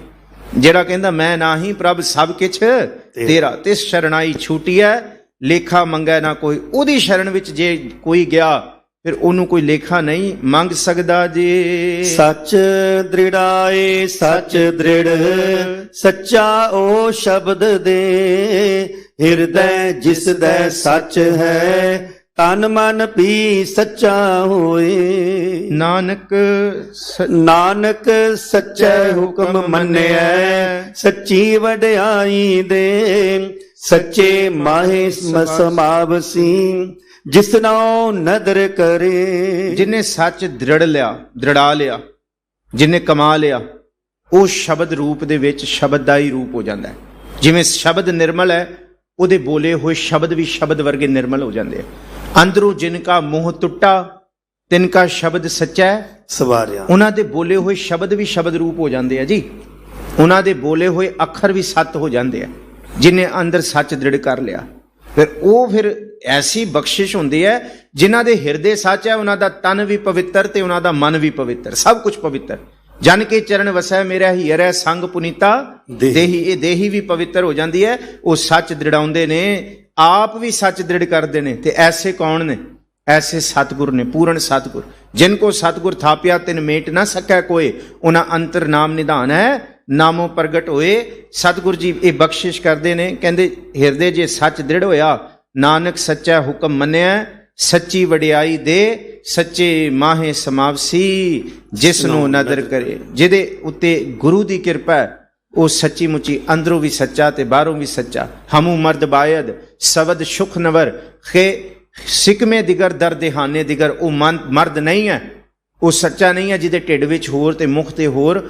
ਉਹੀ ਸੱਚਾ ਹੈ ਜਿਹਦੇ ਅੰਦਰ ਤੇ ਬਾਹਰ ਉਹ ਸੱਚ ਹੀ ਵਰਤ ਰਿਹਾ। ਇਸ ਤੋਂ ਬਿਨਾਂ ਜਿਨ ਮਨ ਹੋਰ ਮੁਖ ਹੋਰ ਸੇ ਕਾਂਡੇ ਕੱਚਿਆ ਉਹ ਕੱਚੇ ਨੇ। ਪੂਰੀ ਨਦਰ ਦੇ ਨਾਲ ਇਹ ਕਿਰਪਾ ਬਣਦੀ ਹੈ ਜੀ। ਪੌੜੀ ਸੂਰੇ ਇਹ ਨਾ ਆਖੀਐ ਅਹੰਕਾਰ ਮਰਹਿ ਦੁਖ ਪਾਵੈ। ਅੰਧੇ ਆਪ ਨਾ ਪਛਾਣਨੀ ਦੂਜੈ ਪਚ ਜਾਵੈ। ਅੱਗੇ ਮਹਾਰਾਜ ਜੀ ਫਿਰ ਪੌੜੀ ਦੇ ਵਿੱਚ ਨਿਚੋੜ ਕੱਢਦੇ ਨੇ ਜੀ ਸ਼ਲੋਕ ਨਾਲ ਤੇ ਸੰਬੋਧਨ ਗੁਰੂ ਅਰਜਨ ਸਾਹਿਬ ਜੀ ਨੇ ਲਾਏ। ਅਸਲ ਦੇ ਵਿੱਚ ਸੂਰਮਾ ਉਹ ਹੈ ਜਿਹੜਾ ਪਿੱਛੇ ਪੜਿਆ ਮਨ ਦੇ ਅਹੰਕਾਰ ਨੂੰ ਜਿੱਤ ਲਏ। ਜਿਹੜਾ ਅਹੰਕਾਰ ਪ੍ਰਗਟਾ ਰਿਹਾ ਮੈਂ ਹੀ ਵੱਡਾ, ਮਹਾਰਾਜ ਕਹਿੰਦੇ ਫਿਰ ਉਹ ਸੂਰਮਾ ਨਹੀਂ, ਉਹ ਮਰੇਗਾ ਦੁੱਖ ਦੇ ਵਿੱਚ। ਅੰਧੇ ਆਪ ਨਾ ਪਛਾਣਨੀ ਦੂਜੈ ਪਚ ਜਾਵੈ। ਆਪਣੇ ਕਰਮਾਂ ਨੂੰ ਤੇ ਵੇਖਦਾ ਨਹੀਂ ਤੇ ਦੂਸਰਿਆਂ ਨੂੰ ਮਾੜਾ ਮਾੜਾ ਆਖੀ ਜਾਂਦਾ, ਉਹ ਵੀ ਮਾੜਾ ਉਹ ਵੀ ਮਾੜਾ। ਮਹਾਰਾਜ ਜੀ ਦੀ ਬਾਣੀ ਕੀ ਕਹਿੰਦੀ, ਫਰੀਦ ਸਾਹਿਬ ਕੀ ਕਹਿੰਦੇ, ਫਰੀਦਾ ਜੇ ਤੂੰ ਅਕਲ ਲਤੀਫ ਕਾਲੇ ਲਿਖ ਨਾ ਲੇਖ ਆਪ ਨੜੇ ਗਿਰੀਵਾਨ ਮੈਂ ਸਿਰ ਨੀਵਾ ਕਰ ਦੇ। ਆਪਣੇ ਆਪ ਦੀ ਪਛਾਣ ਕਰੇਗਾ ਤੇ ਤਾਂ ਸੂਰਮਾ ਹੈ ਜੀ। ਅਤ ਕ੍ਰੋਧ ਸਿਉ ਲੂਝਦੇ ਅੱਗੇ ਪਿੱਛੇ ਦੁਖ ਪਾਵੈ। ਹਰ ਜੀਉ ਅਹੰਕਾਰ ਨ ਪਾਵਈ ਵੇਦ ਕੂਕ ਸੁਣਾਵੈ। ਅਹੰਕਾਰ ਮੁਏ ਸੇ ਵਿਗਤੀ ਗਏ ਮਰ ਜਨਮੈ ਫਿਰ ਆਵੈ। ਅਤ ਕ੍ਰੋਧ ਸਿਉ ਲੂਝਦੇ, ਜਿਹੜੇ ਹਉਮੈ ਦੇ ਅਹੰਕਾਰ ਵਿੱਚ ਹੈ ਉਹਨਾਂ ਨੂੰ ਕ੍ਰੋਧ ਆਉਣਾ ਹੀ ਆਉਣਾ ਹੈ। ਜਿੱਥੇ ਅਹੰਕਾਰ ਨੂੰ ਸੱਟ ਲੱਗੀ ਬੰਦਾ ਸੜ ਜਾਂਦਾ ਹੈ, ਬੰਦਾ ਮਾੜੇ ਲਫ਼ਜ਼ ਬੋਲਦਾ ਹੈ। ਅਤ ਕ੍ਰੋਧ ਸਿਉ ਲੂਝਦੇ ਅੱਗੇ ਪਿੱਛੇ ਦੁੱਖ ਪਾਵੈ। ਹਰ ਪਾਸੇ ਜਿੱਥੇ ਤੁਰਦੇ ਉੱਥੇ ਵੀ ਦੁੱਖ, ਜਿੱਥੇ ਜਾਂਦੇ ਉੱਥੇ ਵੀ ਦੁੱਖ। ਹਰ ਜੀਉ ਅਹੰਕਾਰ ਨਾ ਪਾਵੇ ਵੇਦ ਕੂਕ ਸੁਣਾਵੈ। ਉਸ ਪ੍ਰਭੂ ਨੂੰ ਅਹੰਕਾਰ ਨਹੀਂ ਪਾਉਂਦਾ ਉਹਨੂੰ, ਕਿਉਂਕਿ ਮਿੱਠ ਬੋਲੜਾ ਜੀ ਹਰ ਸੱਜਣ ਸੁਆਮੀ ਮੋਰਾ। ਹਉ ਸੰਭਲ ਥੱਕੀ ਜੀ ਉਹ ਕਦੇ ਨਾ ਬੋਲੇ ਕੌਰਾ। ਅਹੰਕਾਰ ਮੂਏ ਸੇ ਵਿਗਤੀ, ਵਿਗਤੀ ਦਾ ਮਤਲਬ ਹੈ ਵੇਗਤੀ। ਇੱਥੋਂ ਵੇਗਤ ਹੀ ਚਲੇ ਜਾਂਦੇ ਆ ਬਿਨਾਂ ਗਤ ਕਰਾਏ। ਉਹ ਇੱਥੋਂ ਮਰਦੇ ਨੇ, ਗਏ ਮਰ ਜੰਮਹਿ। ਅਹੰਕਾਰ ਮੂਏ ਸੇ ਵਿਗਤੀ ਗਏ ਮਰ ਜਨਮਹਿ ਫਿਰ ਆਵਹਿ। ਉਹ ਮਰਦੇ ਆ ਜੰਮਦੇ ਆ, ਇਸੇ ਰੂਪ ਦੇ ਵਿੱਚ ਉਹਨਾਂ ਦਾ ਜੀਵਨ ਦੁੱਖਾਂ 'ਚ ਹੀ ਖਤਮ ਹੁੰਦਾ ਹੈ ਜੀ। ਇੱਕ ਛੋਟਾ ਜਿਹਾ ਸ਼ਲੋਕ ਪੌੜੀ ਦੇ ਨਾਲ 2 ਸ਼ਲੋਕ ਨੇ ਸਰਵਣ ਕਰੀਏ ਜੀ। ਸ਼ਲੋਕ ਮਹਿਲਾ ਤੀਜਾ ਕਾਗੋਂ ਹੋਏ ਨਾ ਉਜਲਾ ਲੋਹੇ ਨਾਵ ਨਾ ਪਾਰ। ਪਿਰਮ ਪਦਾਰਥ ਮੰਨ ਲੈ ਧਨ ਸਵਾਰਨ ਹਾਰ। ਜੇ ਆਪਣੇ ਹੁਜਤ ਆਪਣੇ ਅਹੰਕਾਰ ਨਾਲ ਕੋਈ ਦਾਤ ਪ੍ਰਾਪਤ ਕਰ ਲੇ ਤੇ ਹੋ ਨਹੀਂ ਸਕਦਾ। ਸ਼ਲੋਕ ਮਹੱਲਾ ਤੀਜਾ। ਕਾਂ ਕਾਲਾ ਹੈ ਉਹ ਹੰਸ ਨਹੀਂ ਹੋ ਸਕਦਾ, ਲੋਹਾ ਪਾਣੀ ਵਿੱਚ ਤਰ ਨਹੀਂ ਸਕਦਾ। ਇਹ ਅਹੰਕਾਰ ਦੀ ਨਿਸ਼ਾਨੀਆਂ ਨੇ। ਕਾਗੋ ਹੋਏ ਨਾ ਉਜਲਾ ਲੋਹੇ ਨਾਵ ਨਾ ਪਾਰ, ਇਹ ਪਾਰ ਨਹੀਂ ਹੋ ਸਕਦਾ। ਪਿਰਮ ਪਦਾਰਥ ਮੰਨ ਲੈ ਧਨ ਸਵਾਰਨ ਹਾਰ। ਤੂੰ ਆਪਣੀ ਹਉਮੈ ਨੂੰ ਤਿਆਗ ਤੇ ਖਸਮ ਨੂੰ ਵੱਡਾ ਕਰਕੇ ਮੰਨ। ਸਤਿਗੁਰ ਵੱਡਾ ਕਰ ਸਾਲਾਈ ਹੈ ਜਿਸ ਵਿੱਚ ਵੱਡੀਆਂ ਵਡਿਆਈਆਂ। ਉਹਨੂੰ ਵੱਡਾ ਕਰਕੇ ਮੰਨੇਗਾ ਤੇ ਤੈਨੂੰ ਉਹ ਪ੍ਰਭੂ ਸਵਾਰ ਲੇਗਾ, ਤੈਨੂੰ ਤਾਰ ਲੇਗਾ। ਕਿਸ ਰੂਪ 'ਚ? ਕਾਗੂ ਹੰਸ ਵੀ ਕਰ ਦੇਗਾ ਤੇ ਲੋਹੇ ਨੂੰ ਲੱਕੜ ਨਾਲ ਤਾਰ ਵੀ ਦੇਗਾ। ਸਰਵਣ ਕਰੋ ਜੀ। ਹੁਕਮ ਪਛਾਣੈ ਉਜਲਾ ਸਿਰ ਕਾਸ਼ਟ ਲੋਹਾ ਪਾਰ। ਤ੍ਰਿਸ਼ਨਾ ਛੋੜੈ ਭੈ ਵਸੈ ਨਾਨਕ ਕਰਨੀ ਸਾਰ। ਜਿਹੜਾ ਹੁਕਮ ਪਛਾਣ ਰਿਹਾ ਸਾਹਿਬ ਦਾ ਉਹ ਕਾਗੋਂ ਵੀ ਹੰਸ ਹੋ ਜਾਂਦਾ, ਉਹਦਾ ਕਾਲਾ ਮਨ ਵੀ ਚਿੱਟਾ ਹੋ ਜਾਂਦਾ ਤੇ ਕਾਸ਼ਟ ਲੋਹਾ, ਸਿਰ ਕਾਸ਼ਟ ਲੋਹਾ ਪਾਰ। ਲੋਹੇ ਨੂੰ ਕਾਸ਼ਟ ਲੱਕੜ ਕਹਿੰਦੇ, ਲੱਕੜ ਦੀ ਬੇੜੀ ਤੇ ਰੱਖਤਾ ਜਾਏ ਤੇ ਤਰ ਜਾਂਦਾ। ਇਸੇ ਤਰ੍ਹਾਂ ਇਹ ਮਨ ਲੋਹਾ ਹੈ, ਭਾਰਾ ਹੈ, ਸੰਗਤ ਰੂਪੀ ਬੇੜੀ 'ਚ ਸਵਾਰ ਹੋਏ। ਨਾਨਕ ਜੇ ਇਹ ਮਾਰੀ ਹੈ ਗੁਰ ਸ਼ਬਦੀ ਵਿਚਾਰ, ਗੁਰੂ ਦੀ ਸ਼ਬਦ ਵਿਚਾਰ ਦੇ ਵਿੱਚ ਵਾਹਿਗੁਰੂ। ਤ੍ਰਿਸ਼ਨਾ ਛੋੜੈ ਭੈ ਵਸੈ ਨਾਨਕ ਕਰਨੀ ਸਾਰ। ਜਿਹੜੀ ਮਨ ਦੀ ਤ੍ਰਿਸ਼ਨਾ ਛੱਡ ਕੇ ਗੁਰੂ ਦੇ ਭੈ ਵਿੱਚ ਆ ਜੇ ਉਹਦੀ ਕਰਨੀ ਸ੍ਰੇਸ਼ਟ ਹੈ ਜੀ। ਮਹਿਲਾ ਤੀਜਾ। ਮਾਰੂ ਮਾਰਨ ਜੋ ਗਏ ਮਾਰ ਨਾ ਸਕਹਿ ਗਵਾਰ। ਨਾਨਕ ਜੇ ਇਹ ਬਾਰੀਐ ਗੁਰ ਸ਼ਬਦੀ ਵਿਚਾਰ। ਗੁਰੂ ਅਮਰਦਾਸ ਮਹਾਰਾਜ ਜੀ ਕਹਿੰਦੇ ਮਾਰੂ ਦਾ ਮਤਲਬ ਹੈ ਮਨ ਨੂੰ ਮਾਰਨ ਦੀ ਜੁਗਤ। ਜਿਨ੍ਹਾਂ ਨੇ ਵੀ ਕੋਸ਼ਿਸ਼ ਕੀਤੀ ਮਨ ਨੂੰ ਮਾਰਨ ਦੀ, ਕਿਸੇ ਨੇ ਗੂੰਗੇ ਚੁੱਪ ਰਹਿ ਕੇ, ਕਿਸੇ ਨੇ ਭੁੱਖਿਆਂ ਰਹਿ ਕੇ, ਇਹ ਚਾਰ ਸੋਚੈ ਸੋਚ ਨਾ ਹੋਵੇ, ਚੁੱਪੈ ਚੁੱਪ ਨਾ ਹੋਵੇ, ਜਾਂ ਭੁੱਖਿਆਂ ਭੁੱਖ ਨਾ ਉਤਰੀ, ਜਾਂ ਸਹਿ ਸਿਆਣਪਾਂ ਲੱਖ ਹੋਵੇ। ਇਹ ਚਾਰਾਂ ਤਰੀਕਿਆਂ ਨਾਲ ਨਹੀਂ ਮਰਿਆ। ਮਾਰੂ ਮਾਰਨ ਜੇ ਗਏ ਮਾਰ ਨਾ ਸਕੈ ਗਵਾਰ। ਨਾਨਕ ਜੇ ਇਹ ਮਾਰੀਐ ਗੁਰ ਸ਼ਬਦੀ ਵਿਚਾਰ। ਕਿਉਂਕਿ ਮਨ ਅਛਲ ਛਲਾਈ ਨਹਿ ਛਲੈ ਨਹਿ ਘਾਉ ਕਟਾਰਾ ਕਰ ਸਕੈ। ਮਨ ਇੱਕ ਖਿਆਲ ਹੈ, ਖਿਆਲਾਂ ਦਾ ਸਮੂਹ ਹੈ ਤੇ ਖਿਆਲ ਨਾਲ ਹੀ ਮਾਰੇ ਜਾ ਸਕਦੇ ਨੇ। ਜਿੱਥੇ ਮਾੜਾ ਖਿਆਲ ਢਹਿੰਦੀ ਕਲਾ ਦਾ ਨੈਗੇਟਿਵਿਟੀ ਹੈ ਉੱਥੇ ਗੁਰੂ ਦੇ ਸ਼ਬਦ ਦੀ ਪੋਜ਼ਿਟਿਵਿਟੀ ਦਾ ਖਿਆਲ ਲੈ ਕੇ ਆਓ। ਬਾਕੀ ਹੋਰ ਯਤਨ ਸਾਰੇ ਨੇਫਲ ਨੇ। ਜਿੱਥੇ ਢਹਿੰਦੀ ਕਲਾ ਉੱਥੇ ਗੁਰੂ ਨੂੰ ਚੇਤੇ ਕਰੋ। ਜੇ ਇਸ ਰੂਪ 'ਚ ਖਿਆਲ ਗੁਰੂ ਦਾ ਲੈ ਕੇ ਆਓਗੇ, ਗੁਰਸ਼ਬਦ ਦੀ ਵਿਚਾਰ ਨਾਲ ਇਹ ਮਨ ਜਿੱਤਿਆ ਜਾ ਸਕਦਾ ਹੈ ਜੀ। ਇਹ ਮਨ ਮਾਰਿਆ ਨਾ ਮਰੈ, ਜੇ ਲੋਚੈ ਸਭ ਕੋਏ।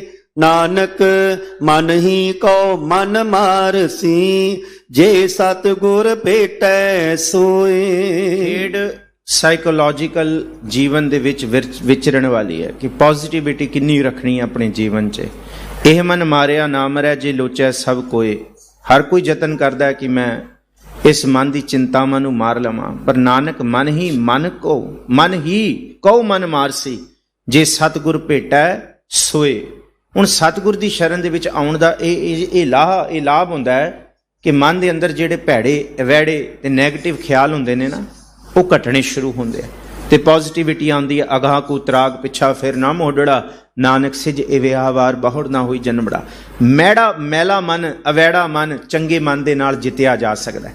ਮਨ ਤੋਂ ਹੀ, ਚੰਗੇ ਮਨ ਤੋਂ ਮੈਲੇ ਮਨ ਨੂੰ, ਚੰਗੇ ਖਿਆਲ ਤੋਂ ਮੈਲੇ ਖਿਆਲ ਨੂੰ ਮਾਰਨਾ, ਇਵੇਂ ਮਨ ਜਿੱਤਿਆ ਜਾਏਗਾ। ਹੋਰ ਕੋਈ ਜੁਗਤ ਨਹੀਂ ਹੈ ਇਸ ਧਰਤੀ ਤੇ। ਕੋਈ ਐਸਾ ਡਾਕਟਰ ਨਹੀਂ, ਕੋਈ ਸਾਇੰਸ ਨਹੀਂ, ਕੋਈ ਦਵਾ ਨਹੀਂ, ਕੋਈ ਇੰਜੈਕਸ਼ਨ ਨਹੀਂ, ਕੋਈ ਐਸੀ ਡੋਜ਼ ਨਹੀਂ ਹੈ ਜਿਹੜੇ ਮਨ ਨੂੰ ਸੁਧਾਰ ਦੇਗੀ। ਸਿਰਫ ਇੱਕੋ ਹੀ ਚੀਜ਼ ਹੈ ਕਿ ਆਪਣੇ ਅੰਦਰ ਚੰਗਾ ਖਿਆਲ ਲੈ ਕੇ ਆਓ, ਪੋਜ਼ਿਟਿਵਿਟੀ ਲੈ ਕੇ ਆਓ।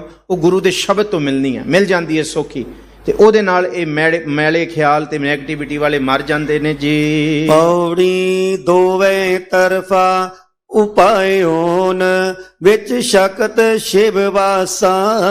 ਸ਼ਕਤੀ ਕਿਨੈ ਨਾ ਪਾਇਓ, ਫਿਰ ਜਨਮ ਬਿਨਾਸਾ।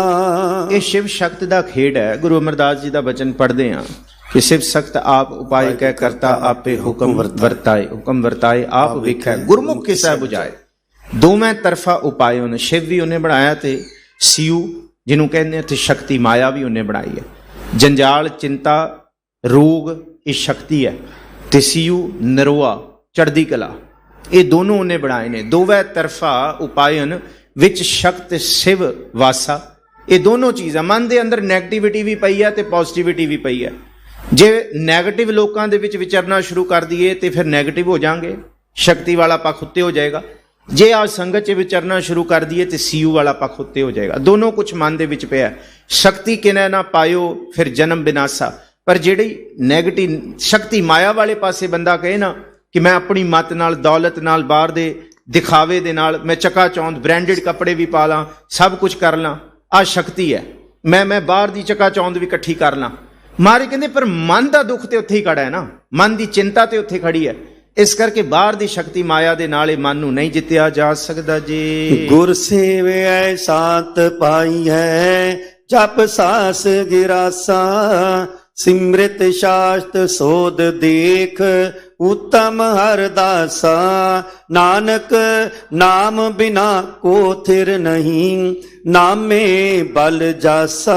ਗੁਰ ਸੇਵਿਆ, ਗੁਰ ਦੇ ਰਾਰੇ ਨੂੰ ਸਿਹਾਰੀਏ, ਗੁਰੂ ਦੇ ਸਨਮੁਖ ਬੈਠਿਆਂ, ਪ੍ਰਭੂ ਨੂੰ ਚੇਤੇ ਕੀਤਿਆਂ, ਸ਼ਾਂਤ ਪਾਈਏ, ਮਨ ਸ਼ਾਂਤ ਹੁੰਦਾ ਜਪ ਸਾਸ ਗਿਰਾਸਾ। ਸ਼ਕਤੀ ਤੇ ਸਿਉ ਦੋਨੋਂ ਮਨ ਦੇ ਵਿੱਚ ਹੈ। ਸਿਮਰਿਤ ਸ਼ਾਸਤ ਸੋਧ ਦੇਖ, ਉੱਤਮ ਹਰਦਾਸਾ। ਉੱਤਮ ਦਾਸ ਸੰਗਤ ਦੇ ਵਿੱਚ ਆ ਕੇ ਬਣਦਾ ਹੈ। ਨਾਨਕ ਨਾਮ ਬਿਨਾ ਕੋ ਥਿਰ ਨਹੀਂ, ਨਾਮੇ ਬਲ ਜਾਸਾ। ਯਾਦ ਰੱਖਿਓ, ਇੱਥੇ ਨੈਗੇਟਿਵ ਪਰੋਸਣ ਵਾਲੇ ਹਜ਼ਾਰਾਂ ਕਰੋੜਾਂ ਨੇ, ਪਰ ਚੰਗਾ ਦੇਣ ਵਾਲੇ ਇੱਥੇ ਕੋਈ ਵਿਰਲੇ ਨੇ। ਉਹਦੀ ਸੰਗਤ ਵਿੱਚ ਆਓ। ਜਿਸ ਤਰ੍ਹਾਂ ਇੱਕ ਬੰਦਾ ਥੋੜੇ ਧਿਆਨ ਦੇ ਵਿੱਚ ਜੁੜਿਆ, 6-7 ਮਹੀਨੇ ਮਨ ਟਿਕਣ ਲੱਗ ਗਿਆ, ਉਹਨੂੰ ਲੱਗਿਆ ਹੁਣ ਰਿੱਧੀਆਂ ਸਿੱਧੀਆਂ ਪ੍ਰਾਪਤ ਕਰ ਲਈਏ, ਹੁਣ ਅੱਗੇ ਵਾਲੇ ਪਾਸੇ ਤੁਰੀਏ। ਉਹ ਕਿਸੇ ਸਾਧੂ ਕੋਲ ਗਿਆ। ਉਹ ਸਾਧੂ ਸਿਆਣਾ ਸੀ। ਕਹਿੰਦਾ ਕਿ ਬਾਬਾ ਹੋਰ ਆਗੇ ਕੀ ਬਾਤ ਬਤਾਓ। ਉਹ ਕਹਿੰਦਾ ਹਜੇ ਹੋਰ ਟਿਕ, ਹਜੇ ਹੋਰ ਮਨ ਇੰਨਾ ਆਸਾਨੀ ਦੇ ਨਾਲ ਨਹੀਂ ਕਾਬੂ ਆਉਂਦਾ, ਅਜੇ ਐਂ ਹੀ ਨਹੀਂ 2-4 ਦਿਨ ਤੂੰ। ਕਹਿੰਦਾ ਨਹੀਂ 4 ਮਹੀਨੇ 6 ਮਹੀਨੇ ਹੋ ਗਏ। ਕਹਿੰਦੇ ਹੋਰ ਟਿਕ। ਕਹਿੰਦਾ ਨਹੀਂ। ਕਹਿੰਦਾ ਫਿਰ ਨਹੀਂ। ਕਹਿੰਦਾ ਅੱਛਾ। ਉਹਨੇ ਸੋਚਿਆ ਇਹ ਸਾਧੂ ਫਿਰ ਐਂ ਹੀ ਹੈ। ਕਹਿੰਦਾ ਮੈਂ ਫਿਰ ਕੋਈ ਹੋਰ ਲੱਭਦਾ ਜਿਹੜਾ ਮੈਨੂੰ ਰਸਤਾ ਦੱਸੇ। ਅੱਗੇ ਫਿਰ ਹੋਰ ਕਿਸੇ ਹੋਰ ਕੋਲ, ਉਹ ਉਸ ਤੋਂ ਵੀ ਸਿਆਣਾ ਸੀ, ਉਹਦੇ ਕੋਲ ਕਹਿੰਦਾ ਬਾਬਾ 6 ਮਹੀਨੇ ਹੋ ਗਏ, ਮਨ ਟਿਕ ਗਿਆ, ਅਬ ਕੋਈ ਹੋਰ ਬਾਤ ਬਤਾ। ਹੁਣ ਦੇਖੋ ਮਨ ਦੇ ਅੰਦਰ ਸ਼ਿਵ ਤੇ ਸ਼ਕਤੀ ਕਿਵੇਂ ਦੋਨੋਂ ਪਈਆਂ ਹੋਈਆਂ ਨੇ। ਕਹਾਣੀ ਭਾਵੇਂ ਬਾਹਰ ਦੀ ਹੈ। ਉਹ ਟਲੇ ਨਾ ਹੋ ਗਏ ਭਾਈ ਹਜੇ 6 ਮਹੀਨੇ ਨਹੀਂ, ਇਹਦੇ ਤੋਂ 6 ਜਨਮ ਵੀ ਲੱਗ ਸਕਦੇ ਆ।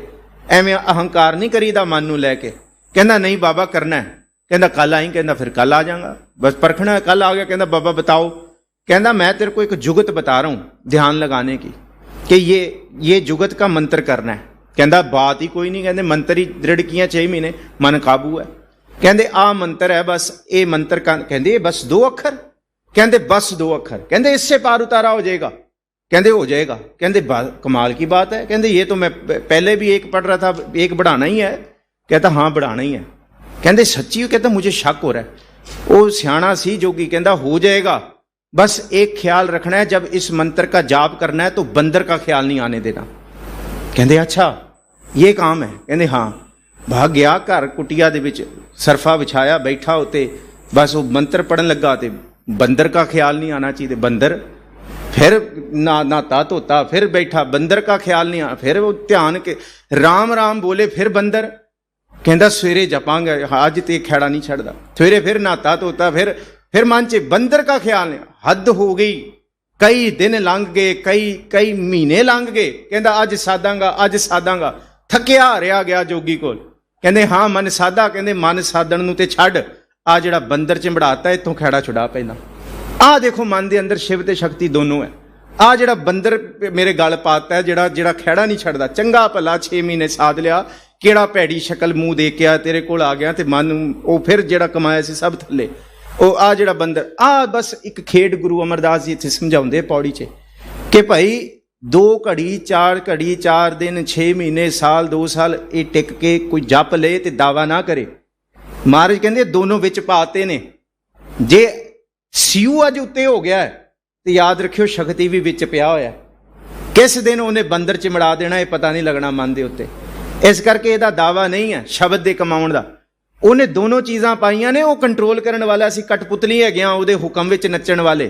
बस झुक के शुक्र करके कदम कदम ते अरदास करके तुरीए, क्योंकि सिमरत शास्त्र सारी कहंदे है कि सारे पासे देख के देख लिया, जिहड़ा दास बन जाए ना, दावा ना करे, वही उत्तम है कि मैं नहीं कीता, मैं ना ही कछ हूँ ना ही किछ आहे ना मोरा, नानक नाम बिना को थिर नहीं, नाम में बल जासा। मैं इस करके नाम तो बलहार जाना, क्योंकि मन नहीं टिकना, मन नूं टिकाउण वाला नाम है।